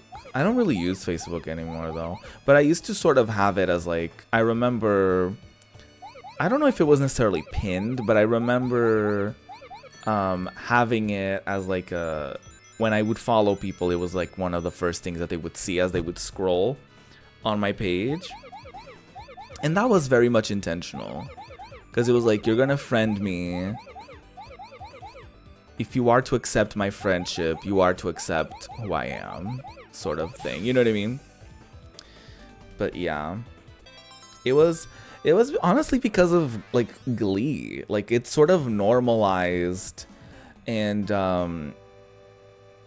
you know, Glee was a show that I would watch with my mom, and I think that show really helped her like open up her mind, because she would see these kids, well, you know, they were older than me, but the characters were my age, and she would see these kids in the same shoes as me, and you know, seeing her empathize with their struggles and sort of see them as humans rather than like, ew, gross, 2 guys kissing, sort of made it like, you know, it sort of opened a door there for there to even be like me coming out, which is funny to think about it, because my mom was like, I don't know, like she was like shocked when I came out. But at the same time, she was the one who saw Glee and was like, I think you're gonna like it. And then we watched the episode of Kurt coming out to his dad. And I was like, yeah, I think I will. I think I will like this show. You know? So it was cool to sort of have that, but you know, before that, like we would watch like Will and Grace and stuff like that, but you know, it was never really a conversation. It was never really a like gay people, am I right? It was always just sort of like they just sort of existed. With like even like Queer Eye with like Carson Kressley. Like we would watch that, you know, me and my mom. And like, you know what I mean? It was weirdly like part of our lives, but at the same time it was very hush hush, like we don't talk about it, you know? Yeah. I remember because it was like the episode Kurt comes out in is like pretty early on in the season, I think. So she was watching, and I think she may have been watching like episode 1 and then episode 2. Like it was like a mini marathon, I think. That was like, I think maybe 2 or 3 episodes aired that day or something. And so I ended up like watching in real time with like her, like the coming out episode, and I was like, yeah, I think yeah, it's a good show, yeah. And I mean, that show changed my life, I think. Like, I know it sounds like dramatic, but it really did. It was like, again, like seeing people that were like my age, that were struggling with things that I was struggling with, you know?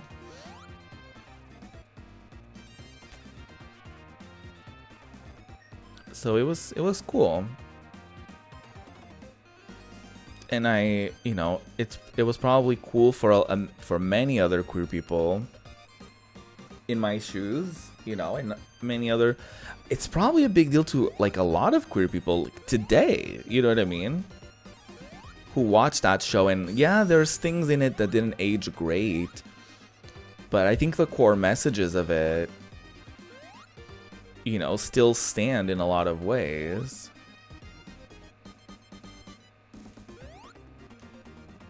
Because yeah, that show came out around like, yeah, early 2010s.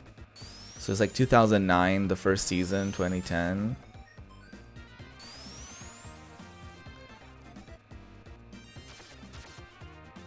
Because especially now we're like, you know, sort of back in an age where a lot of queer people are being like outcast, and they're being like targeted and, you know, criticized and called all sorts of names by, you know, political figures in media and all this shit, you know?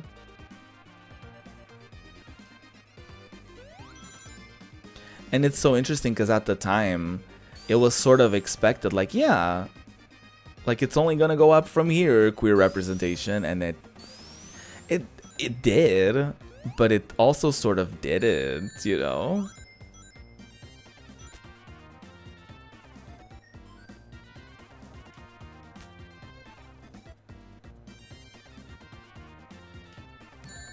Oh no. Oh no, no, no, no.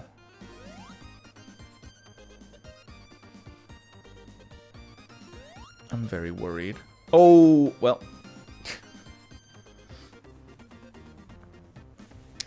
Well. Pleek.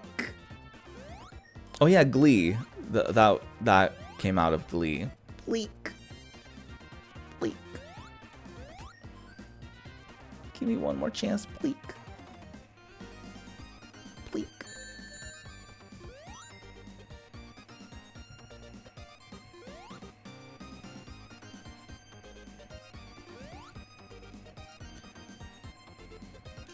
Bleak.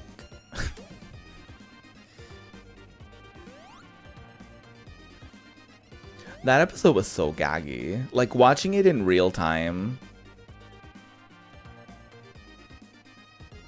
with my friends in school during class. Yeah, during class. watching that and like her fumbling was like, what? Because it was like, yeah, if she's gonna do it, yeah, whatever. But like seeing her fumble was like so fucking fierce. Like, oh, this is an interesting twist of events. I fucked up again. God damn it.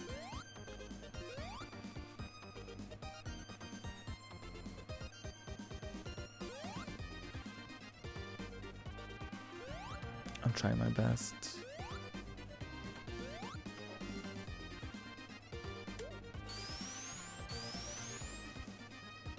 And now we have like Drag Race, for example. That's like queer representation, actual queer people. Several episodes of them on our screens. Multiple seasons, multiple countries. Like, come on. As much as sometimes it's like, oh my god, another season of Drag Race. It's like what privilege, you know what I mean? Oh yeah, this is where a lot of levels sort of end with the other characters. Oh, well.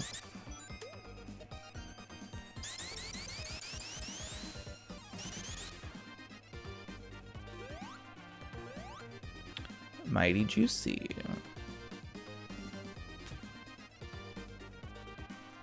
I was gonna say something. Oh yeah. So, you know, as much as sometimes, you know, we like to like complain. Oh, I fucked up again. It is nice to have so much Drag Race to look forward to. You know what I mean?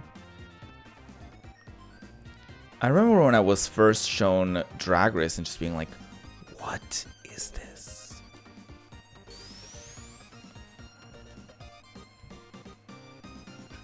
It also brought me my first wave of questioning gender stuff. So, you know, that was great. Oh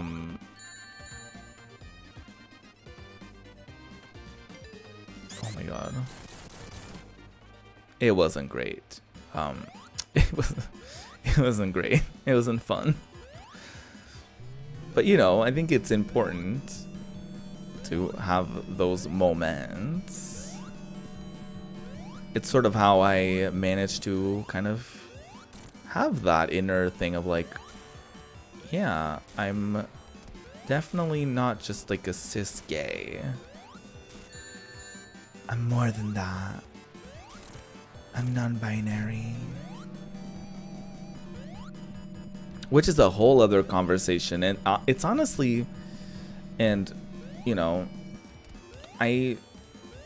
it's one thing that I don't really talk about in real life. Like, it's not really a thing that I come out to people as or whatever, you know. I just like online, and especially like with the English language, able to use like the they them pronouns is like very useful, because in Portuguese a lot of the default is like gendered language, and then it's the whole thing of like, you know, the neo pronouns, and a lot of people not really getting those, or it's not really something that's part of anyone's vocabulary or part of, you know, our dictionary in any official ways.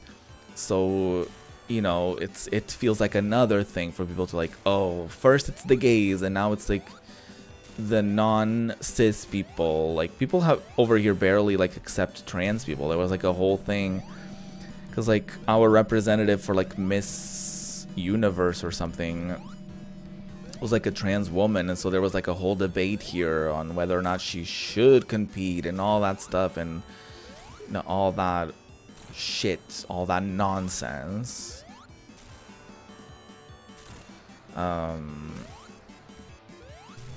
So yeah, non-binary people here are still, you know, there was we had a non-binary contestant in a recent Big Brother season, and they were not treated great on there, like online and, you know, on the show itself. So, you know, still have a long ways to go. And it's always interesting because I feel like Portugal always sort of pops up on like those sorts of lists of like the most say LGBT safe places, safe countries for LGBT people. And I don't know if other people from Portugal can relate to what I say, but it doesn't feel like it is. Like, yeah, you know, I guess I don't, besides like in school, I guess I'm not approached on the streets by people, and I guess hate crimes, but it really depends. And you know, it's definitely a source of big anxiety and probably a reason as to why a lot of the times I go to places with my mom and stuff like that, and she just like tags along and I go with her or whatever. Because I don't know, I don't feel as safe as it's claimed to be, you know? So that's great. But yeah.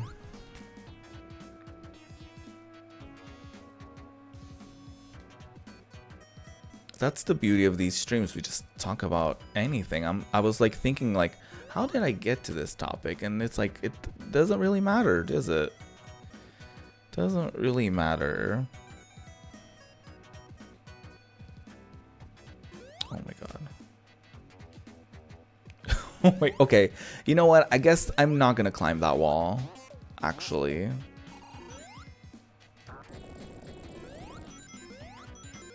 Actually, I would rather not do that. Hello? Knuckles doesn't jump high enough sometimes. God damn it, Knuckles. He doesn't jump high enough sometimes, so that's annoying. He can climb walls though. Ooh, fun. Fun times. Oh, oh, oh, that's not. Well, could have been worse. Oh, no. Oh my god. These backwards springs have been trolling me since the beginning of the stream with Sonic 91. 1991, I mean. Let me say 9091. Excuse me. Excuse me. Please excuse me. Oh my god.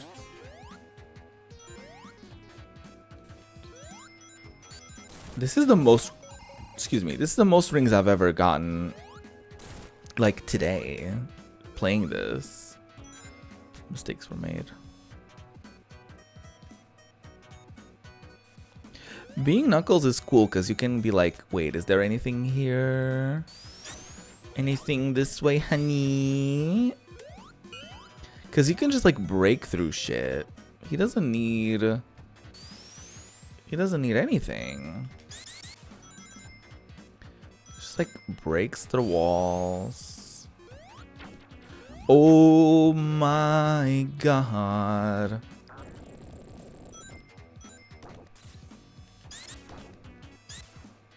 Oh, well. Hate that. Oh.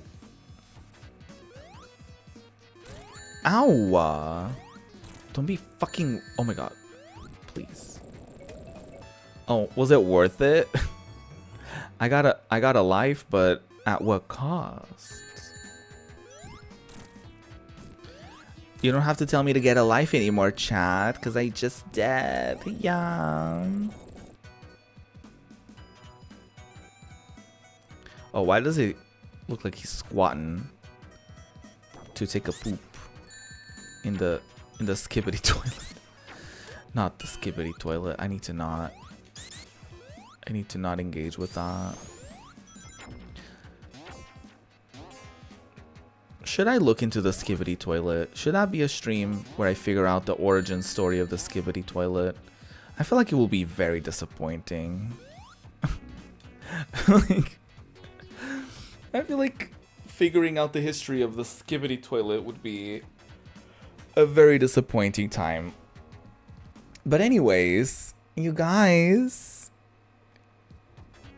we've reached the conclusion of today's stream. It's been 4 hours. Can you believe? I know this is like a very not great place to end, I guess, because we're like in the midst of a level.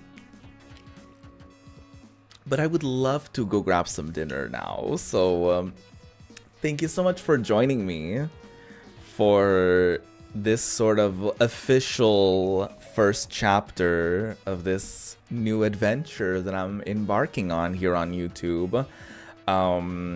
So yeah, thank you so much for being a part of this first official stream back here. Definitely expect many more to come. I will be back on Friday, so make sure to tune in for that.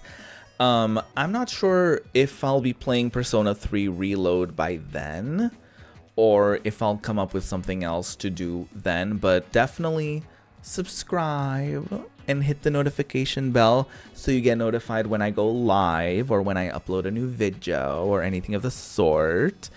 You can also follow me on other platforms. There's links in the description for like Twitter and like Instagram and TikTok and all that fun stuff. I do not understand anything that's not English or Portuguese, so I don't know what you just said, person in the chat, but I'm gonna pretend, I'm gonna assume it was a compliment. I'm gonna assume it was a compliment, so thank you.